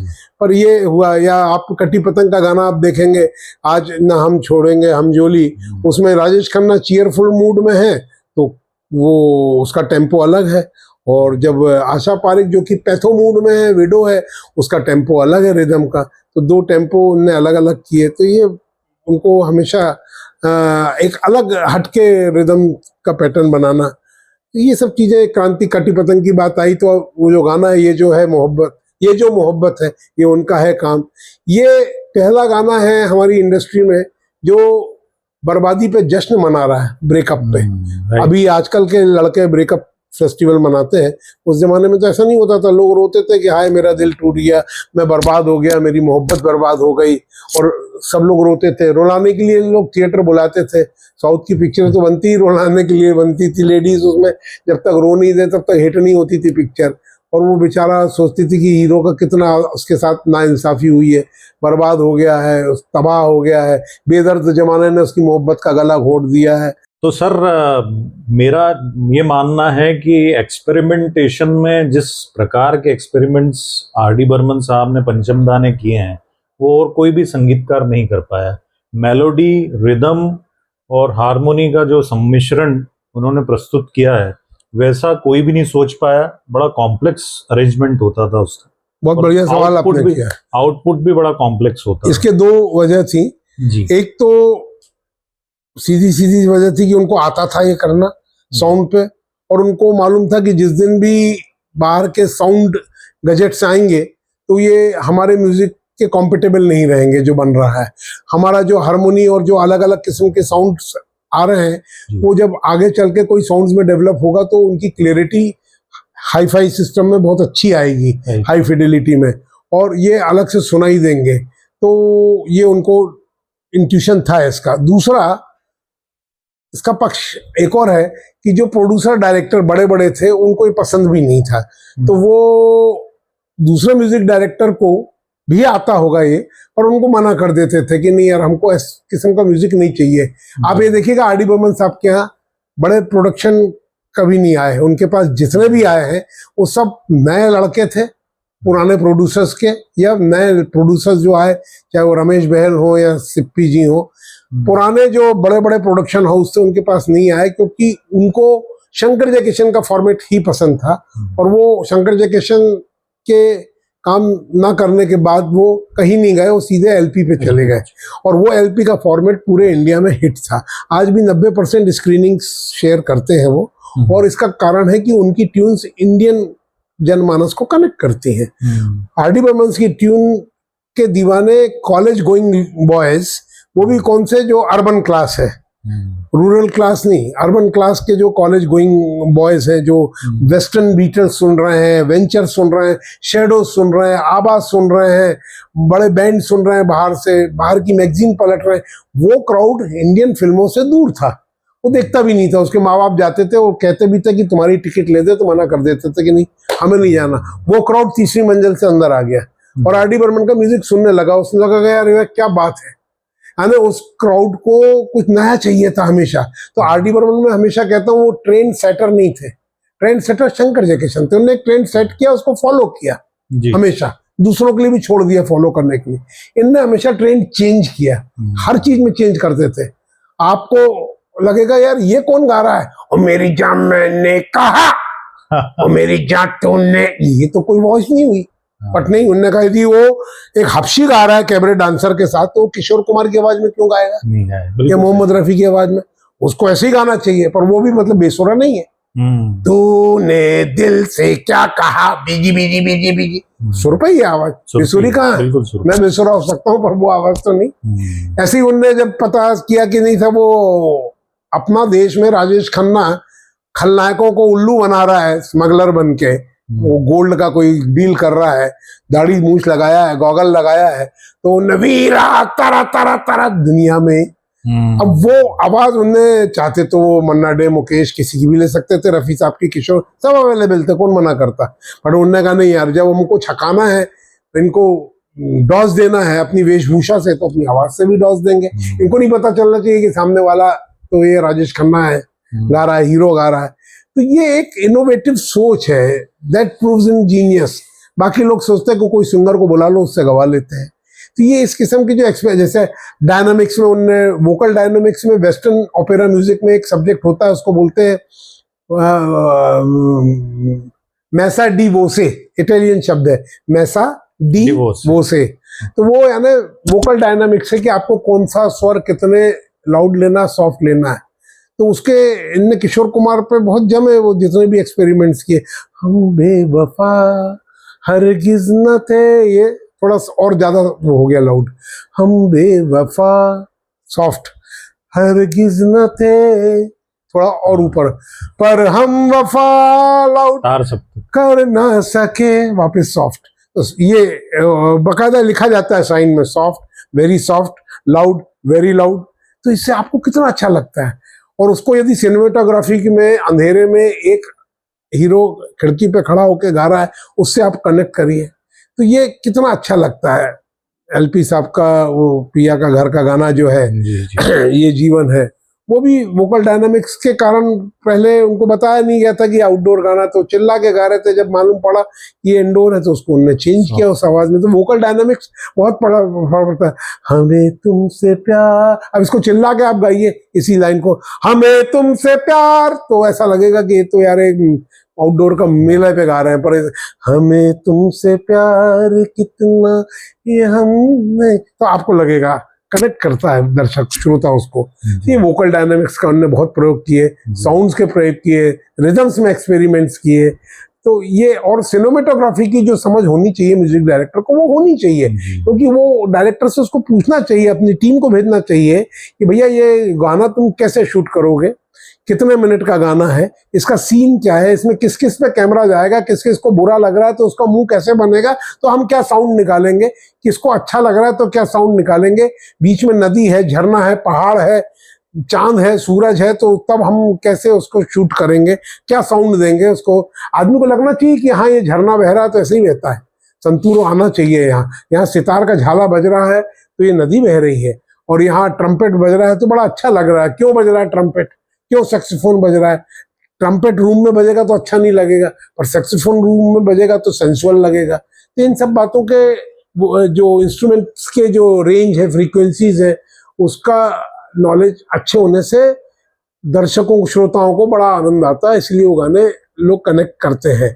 अब वो पिया तू अब तो आजा का आप स्टार्टिंग सुनेंगे, वो एक ऐसा इंस्ट्रूमेंट है जो कि हमारे यहाँ, जैसे आप आम भाषा में सैक्सोफोन कहते हैं, वो ऑल्टो, उसमें कई चीजें होती हैं, ऑल्टो होता है, टेनर होता है, सोप्रानो होता है, उसमें एक बैरीटोन भी होता है ये सब सैक्सोफोन के प्रकार।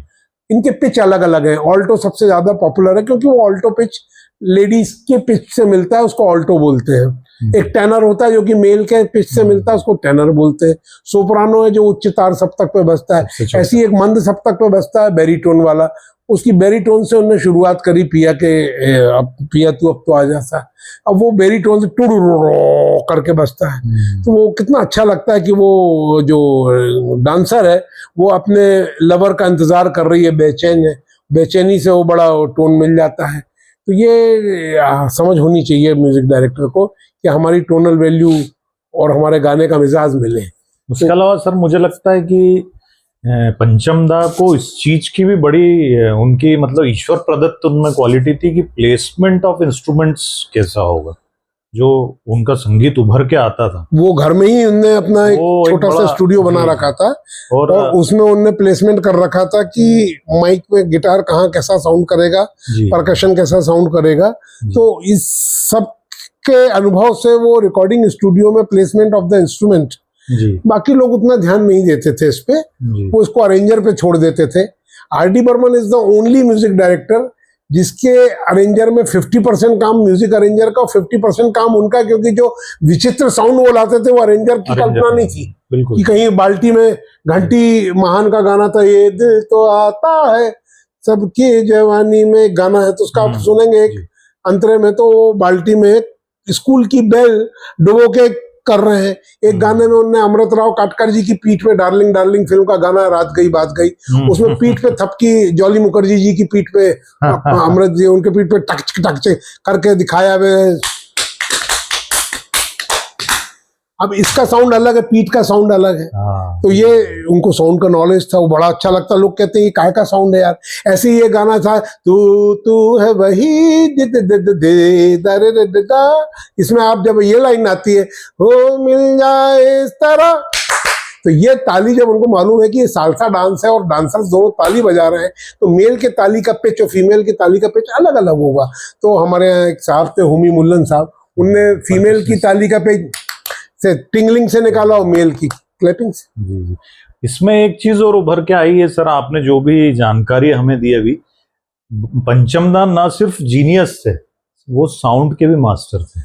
साउंड के मास्टर्स थे, और हमारे फिल्म माध्यम में क्या क्या साउंड देखने वाले को अपील करेंगे जी वो उसकी समझ थी उनको। जी कि साउंड, अब जैसे आपने शोले का बैकग्राउंड सबको याद है, बाकी किसी फिल्म का बैकग्राउंड हिंदुस्तान में किसी को याद नहीं। बिल्कुल आपको मालूम है कि जब ऐसा आ रहा है तो गब्बर सिंह आ रहा है, तो ये उनको मालूम था कि ये डरावना साउंड गब्बर सिंह के एंट्री का परिचायक बन जाएगा। ऐसी गब्बर सिंह जब ठाकुर के परिवार से बदला लेता है, तो ट्रक के डिफरेंशियल में जो साउंड निकाला है, वो साउंड आप सुनिए कि जब लाशें पड़ी हुई हैं और ठाकुर देख रहा है अपने बच्चों की, पोते की लाश, और वो जो साउंड निकल रहा है, टड़िंग टड़िंग टड़िंग टड़िंग टड़िंग करके एक डरावना साउंड निकल रहा है, वो ट्रक के डिफरेंशियल को रॉड से करें आप, तो वो देखिए क्या सोच है, वो कोई म्यूजिकल इंस्ट्रूमेंट तो है नहीं, उससे निकाला है। तो ये सब जो साउंड है, उससे आदमी को भयावहता फील होती है इस साउंड से। तो ये साउंड के तो अब उनको ये मालूम था इस बैकग्राउंड म्यूजिक में कि साउंडी की बात निकली है कि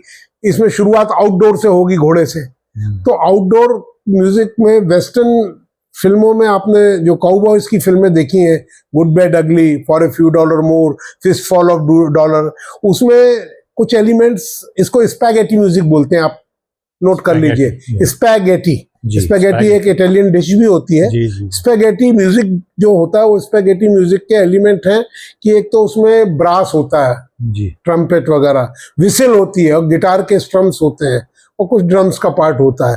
तो ये कई लोगों ने सोचा कि ये कॉपी किया होगा आर डी बर्मन साहब ने, पर वो कॉपी नहीं किया। पर जब आउटडोर में कैमरा होता है तो तारा ता तररा तररा रा तररा, ये ब्रास का पार्ट है, तारा रा। अच्छा, उसका शुरू का पार्ट स्ट्रिंग्स का, झिंग जंग जक झकंग तक झिंग झकंग तक झकंग तक, फिर ब्रास का पार्ट आता है। पर जैसे ही वो कैमरा गांव में घुसता है, हॉर्स राइडर्स रादर, तो वो आप पाएंगे कि वो बकरी चरा रहा है, तो बकरी की मिमियाने की आवाज है, तार शनाई की आवाज है, संतूर की आवाज है, कोई कपड़े धो रहा है, कोई लोहार अपना काम कर रहा है, बर्तन वाला अपना काम कर रहा है, तो तारारी री तारारी तारारी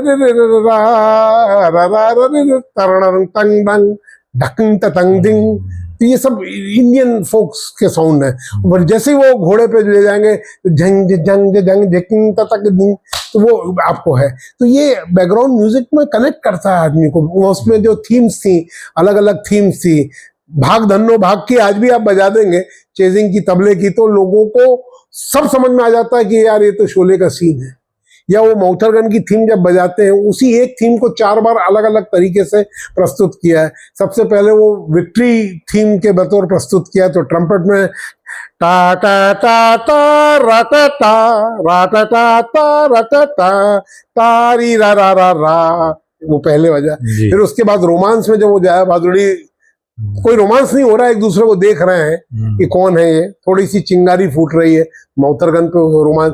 तीसरी बार जब जया भादुड़ी जी को पता चलता है कि उनको गोली लगी अमिताभ बच्चन को, तो वो पीड़ा वाली एगोनी में दर्द होता है, तो वो तीसरी बार बजी। चौथी बार जब अमिताभ बच्चन यानी जय की लाश को चिता को अग्नि दी जा रही है, वो जल रही है, तब फिर बजी वो, तो वो पैथों में बजी है।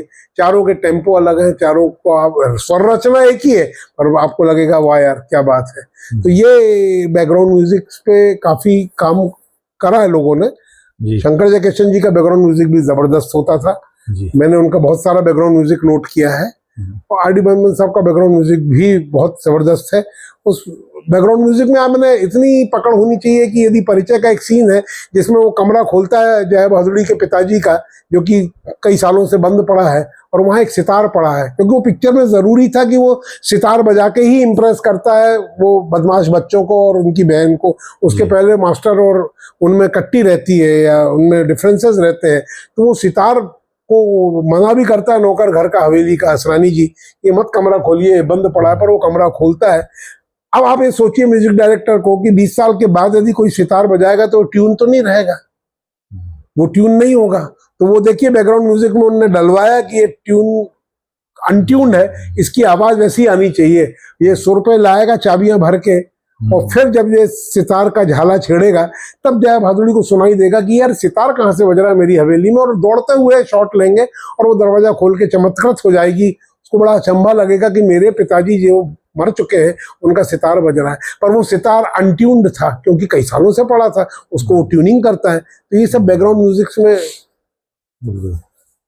एक और पहलू जो पंचमदा के म्यूजिक का मुझे मतलब मैं गौर करने में आता है, ना सिर्फ वो वेस्टर्नाइज म्यूजिक के एक्सपर्ट थे, लेकिन क्लासिकल सेमी क्लासिकल बेस गीत भी उन्होंने एक से बढ़कर एक दिए हैं। 70 बहुत सही बात कही आपने। 70 से 80 के दशक में हमारे जो सब्जेक्ट 70 के पहले चल रहे थे, 60 to 70 हमारा सबसे पॉपुलर सब्जेक्ट था अमीर गरीब जी, चाहे वो अमीर का लड़का गरीब की लड़की हो, या मिल मजदूर और मालिक। तो मिल मजदूर हमेशा ईमानदार रहेगा, मालिक बेईमान रहेगा, नकली दवाइयां बनाएगा, नकली काम करेगा। ये एक सब्जेक्ट समाजवादी ढांचे में फिट था हमारा, ये सब्जेक्ट था। गरीब किसान है, भोला भाला है, वो शहर आएगा तो वो शातिर लोगों के बीच में फंसेगा। इस किस्म के सब्जेक्ट से थोड़े दिन में हर चीज की एक्सपायरी डेट होती है, लोग बोर हो गए इन सब्जेक्ट से। एक्शन थ्रिलर, क्राइम थ्रिलर आने लगे, तो वो जो आए तो वेस्टर्न म्यूजिक अपने आप आया, क्योंकि वो क्राइम जो था तो हर बार शिवरंजनी और पीलू और यमन नहीं आएगा। होटल में जा रहा है, यदि स्मगलर का पीछा करते हुए हीरो, और होटल जाएगा तो कैबरे आएगा, कैबरे आएगा तो वेस्टर्न आएगा, या उसको पीछा करते हुए लंदन जाना है या किसी फॉरेन की शूटिंग है तो वो फिर वहाँ ट्यून्स भी वैसी आएंगी। तो ये जो शुरुआती मीटर इंस्पिरेशन लेते थे कहीं का, और उस पर मेरा एक एपिसोड बना हुआ है पूरा कि कौन कौन से मीटर्स हैं, करीबन 81 मीटर्स हैं जो लिए इनने। छोटा सा टिंच लिया उसका, उस टिंच को लेके आपने इंडिजिनियस स्टाइल से उसको इम्प्रोवाइज किया, यानी बच्चा भले विदेशी था शिशु, पर उसका लालन पालन पोषण पूरा हिंदुस्तानी तरीके से हुआ है। अंतरेस जो बने वो सब हिंदू उससे अच्छे बने। और ये इम्प्रोवाइजेशन ऐसा नहीं कि वो मूल रचना का हुआ, उस मूल रचना का कईयों ने कर रखा है, वो पहले भी हुआ। एक गाना है बाहर का, ऑट्यूमन लीव्स, ऑट्यूमन लीव्स आप ढूंढिएगा तो उससे हमारे ऑलरेडी जाने चमन, शोला बदन शंकर जयकिशन जी ने बनाया, तुम भी चलो हम भी चले सपन चक्रवर्ती ने बनाया, ऐसे ओपी नैयर साहब ने बहुत बनाए हैं, सभी ने। इंस्पिरेशन लेने में कोई बुरी बात नहीं है। टी शर्ट मेरे दादाजी के समय में नहीं आती थी, ये पेन नहीं आता था, ये मोबाइल नहीं आता था, सबने इंस्पिरेशन लेके उसमें अपने तरीके से डेवलप करते गए। आगे 10 साल बाद कुछ और भी आएगा। और एक बात ये भी है, जैसे कॉपीकेट का उन पे इल्जाम कुछ लोग लगाते हैं जिनको जानकारी संगीत की नहीं है, लेकिन वो ये बताने की कोशिश करते हैं कि हमने पकड़ लिया। लेकिन आप ये देखें कि जैसे जो वेस्टर्नाइज जो भी फिल्में है वेस्टर्न वर्ल्ड की, उनमें ना तो कोई कथानक होता था, ना वो स्टोरी को सपोर्ट करता था, पर बर्मन आर डी बर्मन ने वहां से इंस्पिरेशन जरूर ली, लेकिन क्रिएटिविटी पूरी उनकी थी, उसमें पूरी क्रिएटिविटी उनकी थी, ऑर्केस्ट्रेशन पूरा था, टेम्पो उनने बदला। अब जैसे एक गाना है उसकी जो रिदम है, the yellow rose of Texas, ये जो रिदम है, धक टिक धक टिक धक टिक दारा द दा तरराते तारे तारा तरराते तारा रा, ये रिदम अलग फॉर्मेट है, 4/4 है। अब इसको उनने टेम्पो बदल दे रहे, ढिंडा डडन डे डा डा टडे तारे डडा रे डरा टा तेरे, स्वर वही है पर जाने तू नहीं है, जाने तू खुद का, जाने तू या जाने ना, ये स्वयं का मीटर। इस मीटर को पहले कारवा में भी यूज कर चुके थे वो, कितना प्यारा वादा है वे। इतना प्यारा। ओ साथिया ओ बेलिया जाने तू जा जान, ये मीटर उन्हीं का है, जी। ये मीटर स्वयं का है उनका मीटर। तो ऐसे कई मीटर हैं, जैसे आपने वो सुना होगा वो बहुत दूर में हमें जाना है, उसमें दा रे रे रे बहुत दूर न रे तरे जाना है, तो उसका एक मीटर है। नहीं सॉरी, वो हीरा की तमन्ना है उसका, मैं गलती कर गया जी। हीरा तो कन्नने नरे न हो चला। अब इस मीटर को संगीतकार का मीटर है, ये उन्हीं की खोज है। उस मीटर को उन्होंने वापस यूज किया 1942 में, क्यों नए लगे धरती और गगन, वो गाना है प्यार हुआ, तो उसका पहला मीटर ले लिया। 1942। तो उनके सब के मीटर है, तो ये जितने भी इंस्पिरेशंस कहीं से ली उनने, पर बात के मीटर उनके खुद के बने हुए हैं और वो उससे अच्छे बने हुए हैं और इतने बढ़िया सिंक हुए हैं कि वो गाना ओरिजिनल से ज्यादा अच्छा लगेगा।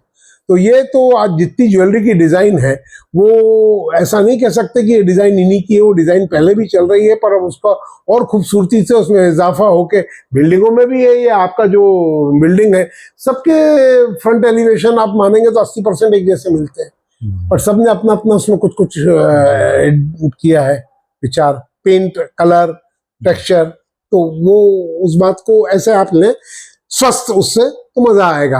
और यदि आप ये सोचते हैं उसको कि वो कॉपी किया है, तो चलिए आप कॉपी करके दिखा दीजिए 4 गाने, आपके लिए भी बहुत आसान है फिर कॉपी करना। पर मेरा दावा है आप नहीं बना सकते गाना, मेरा ये दावा है, शर्तिया दावा है कि आप गाना नहीं बजाए, उसको चला भी नहीं सकते बाजार में। ऐसा है तो हर म्यूजिशियन, हमारे समय पे 500 म्यूजिशियन थे बॉम्बे में, मोटे मोटे तौर पे 5 स्टूडियो थे, 500 म्यूजिशियन थे, तो वो 500 म्यूजिक डायरेक्टर तो नहीं थे 500, तो सभी म्यूजिशियन इतनी अकल तो रखते हैं कि कॉपी वाले गानों को उठा के खुद बना ले, खुद बन जाए म्यूजिक डायरेक्टर। उसके लिए कंपोजर होना पड़ेगा। There is a difference between composer and music director. Composer and music director combination एक अलग चीज है, सिर्फ कंपोजर होना अलग चीज है। आप बहुत अच्छे कंपोजर हो, पर music direction is a different thing, arrangement is a different, ये सब म्यूजिक के अलग अलग सेक्शन है। आपने क्वाम से एक बार बताया था। जी, क्वाम से मैंने आपको जो बताया था, तो उसमें composer, writer, arranger, musician, singer and sound recorder, तो क्वाम से जो होता है तो वो अलग अलग विधा, हाँ जी, अलग अलग है। और उसकी गाने का कंसेप्शन, यानी वो गाना जैसे माता अपने गर्भ में बच्चे को पालती है, ऐसी म्यूजिक डायरेक्टर उस गाने को पालता है। फिर जब वो पैदा होता है तो उसको निहारता है, उसकी कंघी करता है, भौं बनाता है, काजल लगाता है, श्रृंगार करता है, खुश होता है। फिर उसको जब वो बड़ा होता है गाना, तो फिर कई लोग आ जाते हैं, फिर स्कूल का मास्टर भी उसके जीवन में आ जाता है, साथ के कॉलोनी के दोस्त भी आ जाते हैं उसको बातें सिखाने के लिए।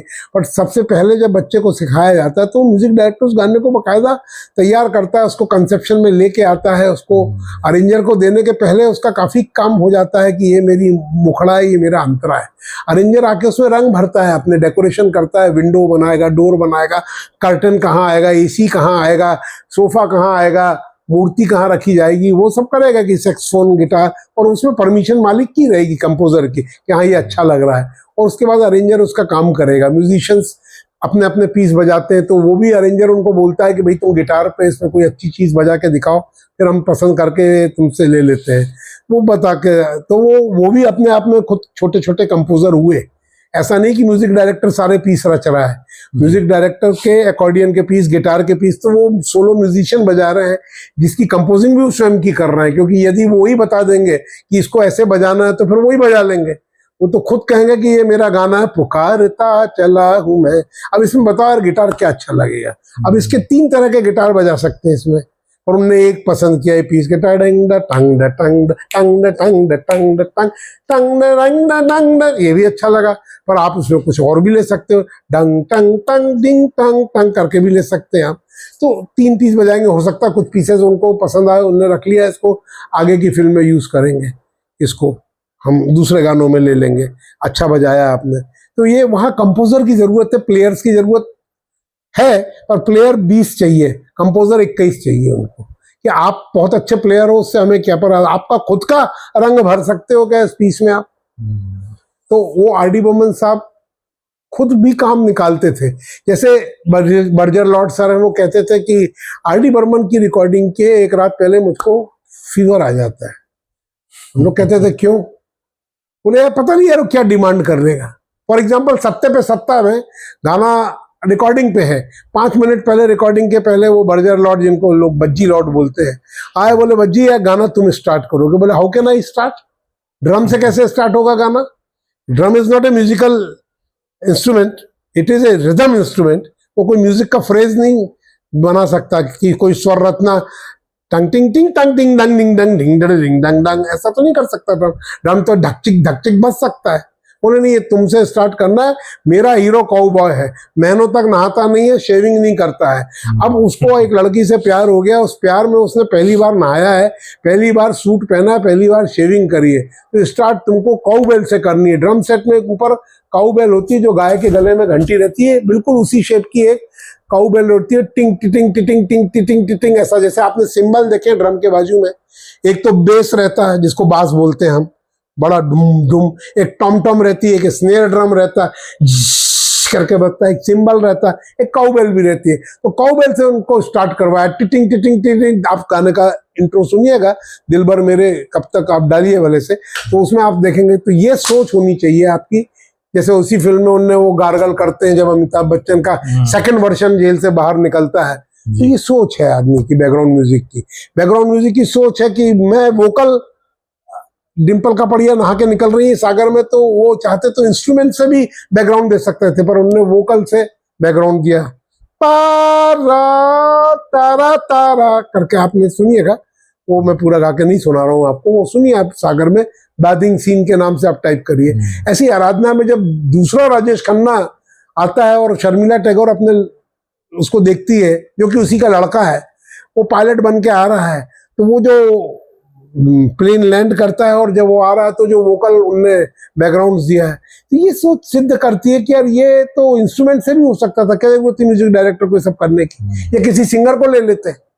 तो ये सब चीजें मुझे बड़ी इंस्पायर करती है और सभी को करती हैं, तभी आपको भी करती हैं, तभी आप मुझसे सब पूछ रहे हैं। जी जी। तो ये जो आज आपने जानकारी दी है, ये जानकारी सुनने के बाद, इस वीडियो को देखने के बाद, हर वह व्यक्ति जो आर डी बर्मन को साधारण संगीतकार समझता है, उसको ये आभास हो जाएगा कि बहुत असाधारण संगीतकार पंचमदा थे, आर डी बर्मन थे। भाई इसका 2 सबसे बड़े सबूत है। एक तो आप रिकॉर्ड कंपनियों में जाके डाटा ले लीजिए जी, तो उससे पता चल जाएगा कि किसके, मतलब कमर्शियल वाइज मत लीजिए, क्योंकि कमर्शियल पहले के 100 रुपए और आज के 100 रुपए में फर्क है। नंबर वाइज ले लीजिए कि किसके रिकॉर्ड कितने बिके, पहला। दूसरा, आप एक सर्वे करिए हफ्ते भर का, अपने रेडियो के FM रेडियोस को सुने जी, तो उसमें ये देखिए कि किसके कितने परसेंटेज गाने बज रहे हैं। पिया तू कितनी बार बज रहा है, ओ मेरे दिल के चैन कितनी बार बज रहा है, आज उनसे पहली मुलाकात होगी कितनी बार बज रहा है, लेकर हम दीवाना दिल कितनी बार बज रहा है, चुरा लिया है कितनी बार बज रहा है, दम मारो दम कितनी बार बज रहा है। तो आपको पता चल जाएगा कि कौन कितनी बार। तीसरी, आप एक और सबूत दूंगा मैं आपको, कि आप किसी पब या बार में चले जाइए, ये जो आजकल कैफे पब बार, वहां आपको कान में छल्ला पहने जूड़ा वाले लड़के गिटार विटार लेके बैठे रहते हैं और वो बेचारे गाते रहते हैं, तो वो भी गाते रहते हैं, ये वही सब आर डी बर्मन के गाते हैं। उनसे आप और कुछ बोलो तो कहते हैं हमें मालूम नहीं, हमने नहीं सुना। चौथा, आप ले लीजिए, आप किसी कॉलेज कैंपस में चले जाइए, तो वहां भी यही सब गाने आपको सुनाई पड़ेंगे। पांचवा, आप सबसे बड़ा रीमिक्स के बाजार में चले जाइए, तो रीमिक्स के लिए आदमी वही माल उठा रहा है जिससे कुछ नया बन सकता है, तो वो वही माल उठाया रिमिक्स का, उसी के आप नए वर्जन सुनेंगे आप जब। तो ये बताता है कि आप अभी भी हो, जमाने ने आपको भूले बिसरे गीत नहीं माना है, प्रासंगिकता बनी, प्रासंगिकता हो, आप अभी भी मार्केट में हो, अभी भी लोग ये गाने सुन रहे हैं। यादों की बारात को आए हुए 50 साल हो गए हैं, मोर देन 50। हाँ, पर आज भी वो लेकर हम दीवाना दिल बज रहा है, चुरा लिया बज रहा है, वो मेरी सोनी मेरी तमन्ना बज रहा है, दम मारो दम को भी 50 साल से ऊपर हो गए, पर आज भी जब वो बजता है तो लोग बाग झूम जाते हैं। रूप तेरा मस्ताना कहने को तो एस डी बर्मन साहब का है, पर वो है एक ही बाप बेटे की टीम। वो आपको जब भी बजता है तो लोगों को लगता है यार ये तो अभी परसों ही रिलीज हुआ है। तो इसका मतलब है 90 के दशक के गानों पे हावी हैं 70 से दशक के आर डी बर्मन के गाने, और आज भी चल रहे हैं, जबकि इतने कंप्यूटर से सब आ गए, जो कि टेक्निक पे आ गए, ऑटो ट्यून है, सैम्पलर है, प्रोसेसर है, पर इवन वो महमूद की एक फिल्म थी, उसमें एक लुल्ला भी थी, लोरी थी, किशोर कुमार ने गाई थी, चंदा ओ चंदा, चंदा ओ चंदा, वो भी क्या कंपोज किया है पंचम दा ने। उनके क्लासिकल टचेस की बात करें तो अमर प्रेम, परिचय, जी। आंधी, ये सब क्लासिकल है, पर लोगों ने एक मान लिया था कि ये क्लासिकल के गाने अपने फादर से लेते हैं और ये खुद नहीं करते हैं, तो एक पूर्वाग्रह भी था। प्लस दूसरा ये था कि लोगों ने उनके काम को वैल्यूएशन उनका नहीं हुआ ठीक से, और एक पूर्वाग्रह से ग्रसित थे लोग, प्रिजुडिस थे, पूर्वाग्रह और अज्ञानता भी थी। हाँ, उसका कारण है कि म्यूजिक लोग ज्यादातर जो म्यूजिक अप्रिशिएट करते हैं वो, या ऐसे लोग हैं हमारे, वो म्यूजिक सुनते हैं बट वो ऑर्केस्ट्रेशन के बारे में बहुत ज्यादा नहीं जानते हैं उसके बारे में। दे आर नॉट म्यूजिशियन और हो भी नहीं सकते हैं, पर उनको बताया जाए तो समझ जाएंगे। मैं ये मानता हूँ ये वो वर्ग है जिसको यदि आप समझाएंगे तो समझ में आ जाएगा कि स्ट्रिंग क्या है, स्ट्रोक क्या है, हारमोनी क्या है। एक वो वर्ग है जो नहीं समझ सकता है, पर वो भी गाता बजाता रहता है, तो ठीक है, स्वतंत्र है वो गाने बजाने के लिए। पर बाकी जैसे मैं 100 में से उदाहरण दूं तो हारमोनी सबको समझ में नहीं आएगी। 1000 का यदि आप खड़ा कर दे तो हारमोनी मुश्किल से 10 लोग, 10 तो बहुत बड़ा बोल दिया, 5 लोग उसको पकड़ पाएंगे। वो कान सबके पास नहीं है हारमोनी को और बाकी की मेलोडीज को पकड़ने का। हाँ, मुख्य गाना की धुन पकड़ लेंगे, रिदम भी पकड़ लेंगे, पर उस रिदम को बोल के नहीं बता सकते। ये रिदम को जरा मुंह से बोल दो तो नहीं कर सकते। तो ये म्यूजिकल जिनके पास हैं उनको इसमें आगे बढ़ना चाहिए, और वही हमारे पोटेंशियल सुरमित्र है या श्रोता है जो इसको पकड़ के आगे बढ़ सकते हैं। तो वो अपनी धारणा बदलेंगे, पर इस धारणा का बदलने का मतलब ये नहीं है कि वो खराब लोग थे बाकी के लोग। शंकर जयकिशन, ओपी नैयर, वो ग्रेट म्यूजिशियन थे, वो ग्रेट कंपोजर्स थे, पर उनने जो ग्रेट रचनाएं करी उसको, इसको कंपेयर मत करिए, ये अलग जेनर है।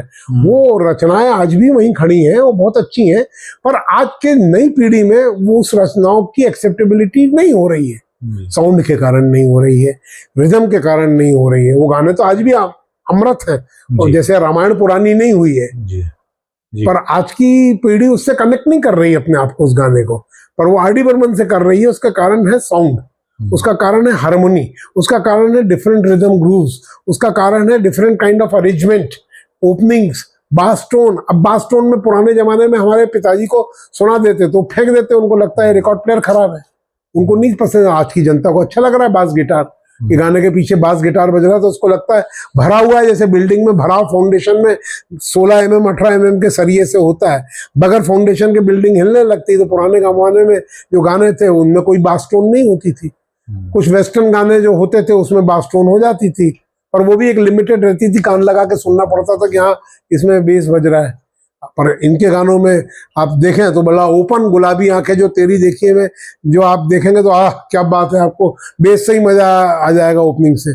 नहीं नहीं कभी नहीं, जरा करो इंतजार में बेस टोन और वो सीन की सेंसुअलिटी मिल जाती है जी बास टोन की, तो वो कनेक्ट कर रही है। आज भी वो गाना बजता है। पास में बाहर में जाता हूँ मैं, कहीं भी किसी 5 स्टार होटल में आप चले जाइए तो वो गाने बजते हैं, और वो इसीलिए बज रहे हैं। सीन के साथ कैसे सामंजस्य संगीत का बैठाना, उसके भी मास्टर थे वो।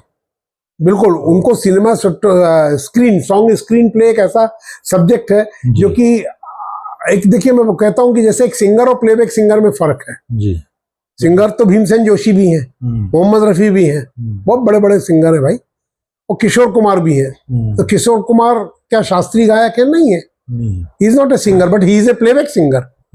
ऐसी म्यूजिक डायरेक्टर और म्यूजिक कंपोजर, तो म्यूजिक कंपोजर तो बहुत है, कंपोज करना बात अलग है, और फिल्मी म्यूजिक कंपोज करना फिल्म के लिए वो अलग है। उसमें आपको सीन समझना पड़ता है कि गाना किस सिचुएशन में है। पहले अंतरे में हीरो है, दूसरे में हीरो हीरोइन दोनों है, तीसरे में कोरस भी आ रहा है, चौथे में सिर्फ हीरो गा रहा है। उसमें सीन भी क्या क्या दिखाई जाएंगे, तो सीन की सिनेमेटोग्राफी होनी चाहिए साथ साथ में। अब जैसे मैं चली में सीन, ये एकमात्र गाना है आज तक हिंदी फिल्म इंडस्ट्री का जो कि 4 अलग अलग पिच पे हुआ है। अब आप उसमें देखिएगा, टेक्निकलिटी में आपके श्रोताओं को बताऊं तो आप जो बजाते हैं वो देखेंगे कि उसमें 4 पिच पे गाने बढ़ते हैं। एक फॉर एग्जांपल जी स्केल है हार्मोनिकल, फिर जी शार्प आ जाता है, फिर ए आता है, फिर ए शार्प, यानी 4 स्केल पे गाना बढ़ता है। मैं चली जी पे है, तो फिर इंटरल्यूड उसका जी शार्प पे है, फिर एक अंतरा ए पे है और लास्ट का ए शार्प पे। आप कान से सुनेंगे, भले नाम ना भी मालूम हो चलेगा, नाम की कोई जरूरत नहीं, पर आपके कान पहचान लेंगे कि पिच अलग अलग है, पिच ऊपर है। आपको म्यूजिक की जिनको भी इतनी भी समझ है, क्यों है? सीन मांग रहा है कि लड़कियां हीरोइन चेजिंग कर रही हैं साइकिल की, 2 लड़कियां पीछे की लड़कियों को चैलेंज कर रही हैं साइकिल का, आगे वो बढ़ती हैं, एक टारगेट देती हैं, पीछे से लड़कियां उसको फॉलो करके वो टारगेट अचीव करती हैं, तो फिर एक नया टारगेट आ जाता है। तो वो आपको पता चलेगा कि पिच क्यों हो रही, सीन की डिमांड है। तो ये जैसे एक फिल्म आई थी पराया धन, उसमें हीरो गाते चला आ रहा है घोड़े पे, आज उनसे पहली मुलाकात होगी, फिर होगा प्यार का क्या खबर। अब ये गाना एक स्केल पे है, पर इंटरल्यूड इसका इस स्केल पे नहीं। आप सुनिएगा इसका पहला म्यूजिक तो वो अलग स्केल पे। क्योंकि कुछ चरवाहों की टोली एक टेकरी पे खड़े होके बांसुरी बजा रही है। उस चरवाहों की टोली को ये नहीं मालूम कि हीरो का पिच क्या है, और होना भी नहीं चाहिए मालूम। तो वो अपने पिच पे बजा रहे हैं, और गाना वहां से फिर वापस घुमा के फिर उसी पिच पे आ जाता है। तो यानी हीरो का पिच अलग है और जो फोक म्यूजिशियंस है उनका पिच अलग है। तो ये सीन की कनेक्टिविटी हुई, एक ही सीन पे नहीं हुआ। ऐसे उन्होंने बहुत प्रयोग किए कि एक ही 2 हार्मोनिकल स्केल पे, हीरो एक स्केल पे गा रहा है, हीरोइन दूसरे स्केल पे गा रही है। वो हसीना जुल्फों वाली किसी स्केल पे, पर अंतरा दूसरे स्केल पे है। ये उनके फादर भी करते थे। उनका भी ये कहना था कि भाई हीरो हीरोइन 2 लोग हैं, तो दोनों का हार्मोनिकल एक क्यों होना चाहिए, डबल टोन होना चाहिए, डबल शेड, डबल फ्लेवर होना चाहिए। उसका पिच अलग, इसका पिच अलग, इसका स्केल अलग, इसका स्केल अलग। तो ये एक वैरायटी हुई है। नहीं तो एक जैसे में मोनोटोनी हो जाती है कि जैसे जहाँ से आपकी गाड़ी शुरू हुई वहीं खत्म हो रही है। थोड़ा उसमें आपने अलग अलग वेरिएशन ला दिया। आपने तो वेरिएशन लाना ही तो प्रयोग धर्मिता है जी। तो सर आज जो ये चर्चा हमारी हुई है, इसको सुनने के बाद काफी लोगों के जो कॉन्सेप्ट हैं, अवधारणाएं हैं पंचमदा के प्रति, वो बदलेंगे। मैंने रिसेंटली एक टॉक शो किया सूरत में जी। और उसमें मैं अपने पेन ड्राइव में 3 घंटे की वीडियो इलस्ट्रेशंस भी लेके गया था जी। जो चीजें मैंने आपको बताई हैं, क्योंकि हर चीज तो गिटार पे और गा के संभव नहीं है बताना। गानों के जो नाम दिए उसको आप ढूंढ भी सकते हैं यूट्यूब में, पर मैंने एक प्रेजेंटेशन बनाया था। ऐसे कई प्रोग्राम हुए जहां मुझे उन्होंने बुलाया। अभी हाल में जो सूरत में फिर जा रहा हूं मैं 20 तारीख को, 20 जुलाई को, तो वो वहाँ प्रेजेंटेशन यही है मेरा, inspiration, improvisation, rhythm patterns, interludes, score to song, यानी बैकग्राउंड स्कोर से कौन कौन से गाने बन गए हैं, रिदम के एक्सपेरिमेंट्स, ऐसे बहुत सारे टॉपिक्स हैं। अलग अलग पार्ट बनाए, ए से लेके मैंने टी तक के पार्ट बनाए, ABCD EFGH, मतलब अलग अलग पार्ट में वो प्रोग्राम बनाया है मैंने। और जिनको बहुत ज्यादा इंटरेस्ट होगा वो आके बैठेंगे तो हम उन पे लंबा डिस्कशन कर सकते हैं। और इसके बावजूद फिर मैं कहूंगा कि ये नहीं मैं सिद्ध कर रहा हूँ कि बाकी लोग जो थे इनके पहले के उनको कुछ नहीं आता था, वो भी सब इनके बाप लोग थे और वो बहुत बड़ा काम कर गए। इनने अलग हट के काम किया है, तो इसको आप रिजेक्ट नहीं कर सकते कि आपने अलग हट के काम किया है। तो अलग हट के काम को भी आपको उसका भी इवैल्यूएशन करना पड़ेगा कि हाँ भाई ये भी एक काम है। वो हर दौर में कोई ना कोई अपना काम अच्छा करता है। जैसे सुनील गावस्कर साहब थे, उन्होंने जो काम किया उल्लेखनीय था। फिर तेंदुलकर आए, फिर विराट कोहली आए। अब सबका अपना स्टाइल है, सबका अपना स्टाइल है। और अपन ये नहीं बोल सकते कि वो महान थे, ये महान नहीं है। ये झगड़ा सिंगर्स के लिए भी लोग खड़ा करते हैं। अक्सर यूट्यूब में मैं देखता हूँ, फेसबुक में वो मोहम्मद रफी वर्सेस किशोर कुमार चलता है। पर ये जितने लोग हैं वो म्यूजिशियंस नहीं है, ना म्यूजिक आता है, उनने एलिमेंट्री ट्रेनिंग म्यूजिक की नहीं ली है। बिल्कुल। आज जैसे मैं कहता हूँ मेरी उम्र मान लीजिए 69 है, तो इसमें से मैंने 69 में 7 साल से म्यूजिक में हूँ, 7 ईयर्स का था। तो आप मोटा मोटा मान लीजिए कि 62 ईयर्स मैंने म्यूजिक को दिए हैं। तो 62 ईयर्स में मैंने थोड़ा बहुत क्लासिकल सीखा, थोड़ा बहुत वेस्टर्न सीखा, अपनी मदर से क्लासिकल सीखा, वेस्टर्न कई गुरुओं से सीखा। तो उसके बाद मैं आपसे यदि मैं बात करूंगा इस विषय में तो ज़्यादा मज़ा आएगा, बट एक लेवल आपका भी वहीं आना चाहिए। आपसे मैं अब नर्सरी के लेवल को MSc का सिलेबस तो नहीं समझा सकता मैं। है ना। आप यदि एलिमेंट्री लेवल पे हैं और काखा गागा, आप एक जैसे पेंटर है वो लिख लेता है कि कमल जाएगा, वैसे ही लिख लेगा का मा ला, पर क्यों जाएगा उसको नहीं मालूम है। वो पेंटर है, उसकी लिखाई बहुत अच्छी है, पेंट कर लेगा, पर व्याकरण नहीं मालूम है। तो ऐसे ही आप जो लोग गा रहे हैं यूट्यूब में सुन के कराओके में, ये वो पेंटर के भाई हैं, ये गाने को हूबहू इमिटेट कर रहे हैं, बट उस गाने के एक्सप्रेशंस क्या है, भाव क्या है, स्वर क्या है, फ्रीक्वेंसीज क्या है, वॉइस डायनामिक्स क्या है, किस कॉर्ड पे रुकना, किस कॉर्ड पे शुरू होना, किस रिदम पे ऑफ बीट क्या है, ऑन बीट क्या है। तो ये बारीकियां उनको तब मालूम पड़ेगी जब वो किसी काबिल म्यूजिक डायरेक्टरों के साथ बैठ के अपनी प्रतिभा को निखारेंगे। प्रतिभा है उनमें, वो मना नहीं कर रहा हूँ, बस प्रतिभा को निखारने के लिए आप स्कूल क्यों जाते हैं, आप घर में क्यों नहीं पढ़ लेते। आप स्कूल जाते हैं, वहां पहले आपको अक्षर ज्ञान होता है, ABCD, फिर उसके बाद आपको वर्ड्स ज्ञान होता है, A फॉर एप्पल आप लिखते हैं, तब आपको समझ में आ जाता है कि अच्छा ये एप्पल है।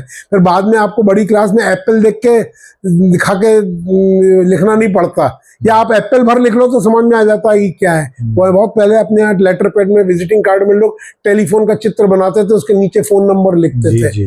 मैंने कईयों से पूछा कि फोन की चित्र की जरूरत क्या है, नंबर लिख दो समझ में आ जाएगा आदमी को कि नंबर है, पर नहीं, वो उससे समझ में आता है कि फोन है। तो ऐसे ही मतलब जैसे आप गाना गाते हैं तो आपको किसी प्राथमिक संगीत, प्राथमिकी कहते हैं इसको, प्रारंभिक, वो सीखना ही चाहिए। स्वर की फ्रीक्वेंसीज को लाना चाहिए। सा की फ्रीक्वेंसी 240 है, तो रे की कितनी है, गा की कितनी है, ऐसी तार सप्तक के सा की 480 है। तो वो आपको, ठीक है, आप अपने उन श्रोताओं को जिनको ये फ्रीक्वेंसी भगवान ने कान में फिट करी है, उनको ध्यान में रख के गाएंगे तो आपको खुशी होगी कि यार मैंने इस हॉल में 1000 लोगों की बजाय वो 5 लोगों के लिए संतोषजनक तरीके से गाया है।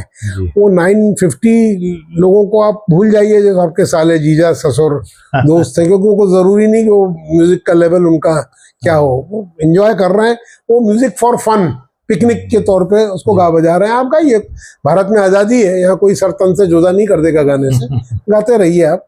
पर वो सार्वजनिक स्थान पे यदि आप गाते हैं, प्राइवेट महफिलों में गाइए आप अपने रिश्तेदारों में, दोस्तों में, तो ये आपको, हालांकि हमारे सब्जेक्ट से हट रहे हैं हम, हमारा सब्जेक्ट बर्मन साहब को लेके था, अब इसमें और भी गूढ़ता है, टेक्निकल चीज़ें। तो वो टेक्निकल चीज़ें हारमोनी को लेके, रिदम को लेके है, उसके लिए आपको इलस्ट्रेशन, डिमॉन्स्ट्रेशन लगेगा।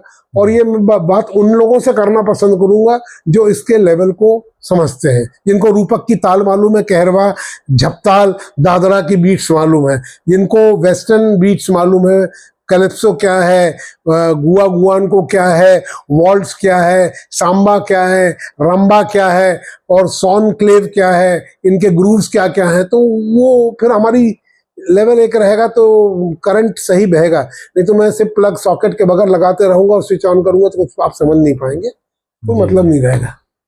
जी, तो सर आपका बहुत धन्यवाद, आपने इतना विस्तृत तरीके से पंचमदा के संगीत को परिभाषित किया और क्यों उन्हें जीनियस कहा जाना चाहिए, जीनियस तो हैं ही खैर वो, ये सब हमें बताया। और आपसे हम ये प्रार्थना करेंगे कि भविष्य में भी इन्हीं विषयों पे आप हमारा मार्गदर्शन करते रहें। विशेषकर एक जो विषय मेरे जो मन में कौंधता है, वो, चूंकि मैं रफ़ी साहब का बहुत बड़ा फैन हूँ, लेकिन एट द सेम टाइम मैं किशोरदा की गायकी को भी बहुत आप हर अच्छी चीज के फैन है, क्यों हूँ मैं। हर अच्छी तो चीज किशोरदा का जो इम्प्रोवाइजेशन है, वो इम्प्रोवाइजेशन क्या था, इस पे हम किसी दिन डिस्कशन करेंगे। उनने इम्प्रोवाइजेशन बर्मन कैंप में खूब किए हैं जी, 99% वहीं किए हैं। मेरे ख्याल से ये आपसे बेहतर और कोई बता भी नहीं पाएगा कि किशोरदा का इम्प्रोवाइजेशन क्या था और इम्प्रोवाइजेशन बोलते किसको हैं। एक लोगों को आज भी, जो श्रोता हैं, उनको आज भी ये पता नहीं कि इम्प्रोवाइजेशन किसको बोलते हैं। तो इस पर हम अगली बार चर्चा करेंगे।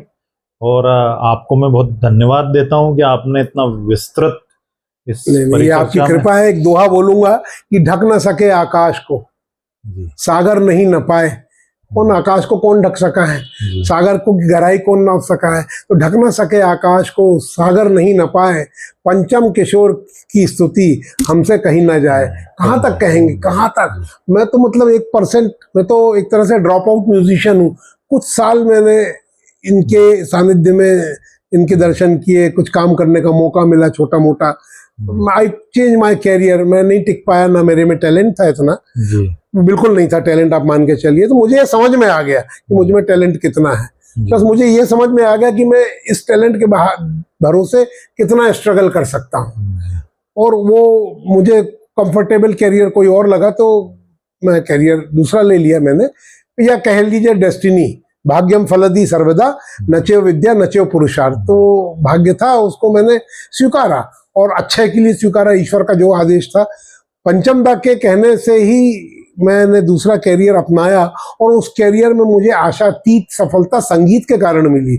मुझे लोग कहते थे कि आप गिटार लेके आएंगे तो ऑर्डर मिलेगा, नहीं तो नहीं मिलेगा, और एक दिन पहले आएंगे, हम बैठेंगे, आपका म्यूजिक एंजॉय करेंगे, और ऑर्डर हमको बगैर किसी लेन देन के मिलता था। क्यों? क्योंकि वो लोग संगीत के रसिक थे। मुझे आज तक कभी किसी को ये नहीं बोलना पड़ा कि सर ये आप पैसे लेके मुझे ऑर्डर दो। ये देखिए मेरी किस्मत है ना, यही म्यूजिक के बल पे मैं उन लोगों के घर में एंट्री हो गई, बड़े बड़े ऑफिसर्स के घर में। उनने मुझे म्यूजिक प्रेम के कारण ही मुझे सपोर्ट किया। तो किशोर दा के भक्त सभी थे, रफ़ी जी के भक्त सभी थे, और मेरा सौभाग्य रहा है कि मैंने इन लोगों के पैर छुए हैं और इन लोगों के इर्द गिर्द आभा मंडल को देखा है, वो आपसे शेयर करता हूँ। और ऐसी कई बातें हैं म्यूजिकली, हम ये बातें ज़्यादा अच्छी लगेंगी करने कि इनकी म्यूजिक की न्यूएंसेस क्या थी, बारीकियाँ, बजाय इसके कि ये कौन सी धोती पहनते थे, क्या खाते थे, और इनके किस्से कहानी वो तो गूगल पे आपको मिल जाएंगे। किसके कितने बच्चे थे, किसकी डेट ऑफ बर्थ क्या थी, किसकी कार का नंबर क्या था, ड्राइवर का नाम क्या था, नौकरों का नाम क्या था। ये हटके अपन संगीत की बात करेंगे कि इनकी शैलियाँ क्या थी। किशोर कुमार जी की शैलियाँ कौन सी थी, रफ़ी साहब की कौन सी थी। सब अपने अपने शैली में MBBS तो सब थे, पर किसी ने अपना सुपर स्पेशलाइजेशन अलग कर लिया, किसी ने अलग कर लिया। उनकी शैलियां उनने एक दूसरे को भिड़ंत नहीं करी। रफ़ी साहब की जो शैलियां थी उसमें किशोर कुमार जी ने इंक्रोच नहीं किया, किशोर कुमार जी की शैलियों में रफ़ी साहब ने इंक्रोचमेंट नहीं किया, मन्ना डे जी की शैली में किसी दोनों ने नहीं किया। सब अपने अपने शैली के ध्वजवाहक थे, सबका अपना अपना झंडा था और अपनी अपनी शैलियों को लेके चले। उनको जब मालूम था किशोर दा को कि ये शैली मैं अब गाऊंगा तो कॉपी कहलाऊंगा इनकी, तो इनकी कॉपी कहलाने से बेहतर है कि मैं अपनी नई शैली विकसित करूं। तो उनने अपने वेस्टर्न ओपेरा सिंगिंग की नई शैलियां विकसित करी। उनने बिल्कुल उनकी इंक्रोचमेंट नहीं किया, अतिक्रमण नहीं किया। तो ये अतिक्रमण, इवन पंचम दा की शैली का म्यूजिक क्या है, लक्ष्मीकांत प्यारेलाल नहीं दे सकते थे, वो तो उनके असिस्टेंट भी रहे 2 फिल्मों में, बिल्कुल दे सकते थे, पर उनने अपनी शैली रखी। यहाँ तक की रखी कि हमारे ग्रुप में रंजीत गजमेर, जिनको कांचा बोलते हैं, उनकी मादल का यूज बाकी म्यूजिक डायरेक्टरों ने नहीं किया। इसलिए नहीं कि मादल से नफरत करते थे या कांचा जी से नफरत करते थे या ये सोचते थे कि RD बर्मन का रिदमिस्ट है, हम क्यों बजवाएं। उन्होंने सोचा ये पंचम का सिग्नेचर है यार, सिग्नेचर इंस्ट्रूमेंट है, इसको बजाएंगे तो कॉपी हो जाएगा। तो देखिए वो कितने क्रिएटिव लोग थे, उनने अपनी अपनी स्टाइल रखी, उनने कॉपी RD बर्मन की नहीं करी। RD बर्मन जैसे रिदम गुरु लक्ष्मीकांत प्यारेलाल जी को बनाना तो 2 मिनट का काम था। उनके यहाँ दत्ता राम जी जैसे रिदम अरेंजर, जो शंकर जयकिशन के रिदम अरेंजर थे, वो बाद में दत्ता राम जी लक्ष्मीकांत जी के यहाँ थे रिदम अरेंजर, काम के लिए नहीं, काम के लिए नहीं, क्योंकि उनके पास काम नहीं था। तो बड़े आदर से लक्ष्मीकांत जी ने उनको इज्जत अफजाई के लिए अपनी टीम में रखा कि दादा आप तो बैठो और कुछ नहीं, देखते रहो और बताते रहो, क्योंकि उनको मालूम था लक्ष्मीकांत जी को कि इनके पास आज काम नहीं है शंकर जयकिशन जी के ना रहने के बाद। तो लक्ष्मीकांत प्यारेलाल जी के पास भरपूर काम था। कहावत ये थी कि आधा काम RD के पास, आधा LP के, और जो बाकी बचा सबके पास। तो वो क्यों नहीं कर सकते थे रिदम ग्रुप बनाना? उनके लिए भी बड़ा आसान था कि गिटार तुम, डुग्गी तुम, मादल तुम, कॉपी नहीं। सबने अपनी अपनी शैलियां विकसित कर रखी थी। आपको मालूम था कि ये म्यूजिक इनका है, ये म्यूजिक इनका है। आजकल सुनते हो तो लगता सब एक का ही, किसी एक ही का है, एक जैसा गा रहे हैं, एक जैसा म्यूजिक है, समझ में नहीं आता है किसका म्यूजिक है। तो ये पहले लोगों ने जान के एक दूसरे का सम्मान रखने के लिए उस शैली को चुराया नहीं, अपना खुद का डेवलप किया, चोरी नहीं करी उस शैली की किसी की। SD बर्मन की शैली को RD बर्मन ने नहीं अपनाया। RD बर्मन की शैली को इंस्पायर लेके जितिन ललित, आनंद मिलिंद ने चोरी नहीं करी, उनने अपना टिंच भरा।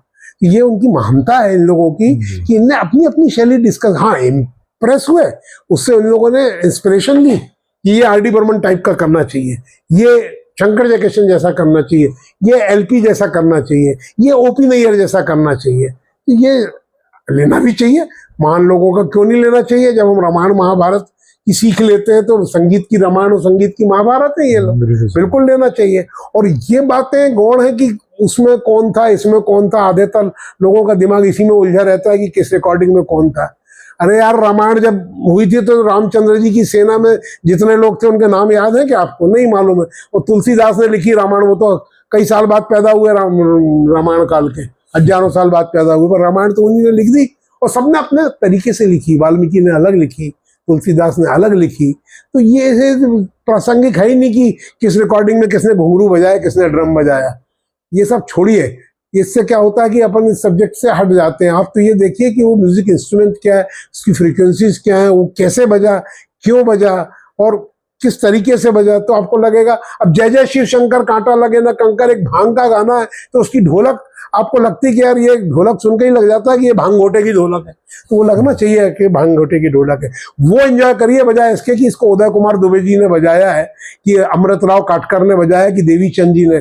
ठीक है, वो नाम उसको मालूम पड़ जाएंगे तो कुछ लोग खुश हो जाएंगे कि आप भी थे क्या भैया वहां। वो कहेंगे हाँ हम भी थे। पर आपको आती है क्या बजाना? नहीं आती आपको बजाना। तो इससे कोई मतलब नहीं है कि कौन था वहां, क्या था।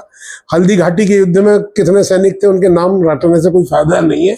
आप तो ये देखिए कि लड़ा कौन कौन। तो सर बहुत धन्यवाद आपका। आप आज आए और इतना बढ़िया आपने जानकारी दी। और किशोरदा पे अगली बार इम्प्रोवाइजेशन पे जरूर, किशोरदा पे इम्प्रोवाइजेशन पे आपसे हम बात करेंगे और सांगीतिक मिसालें देंगे। जी जी। तो धन्यवाद सब। सबको मेरा नमस्कार, नमन, बड़ों को चरण स्पर्श।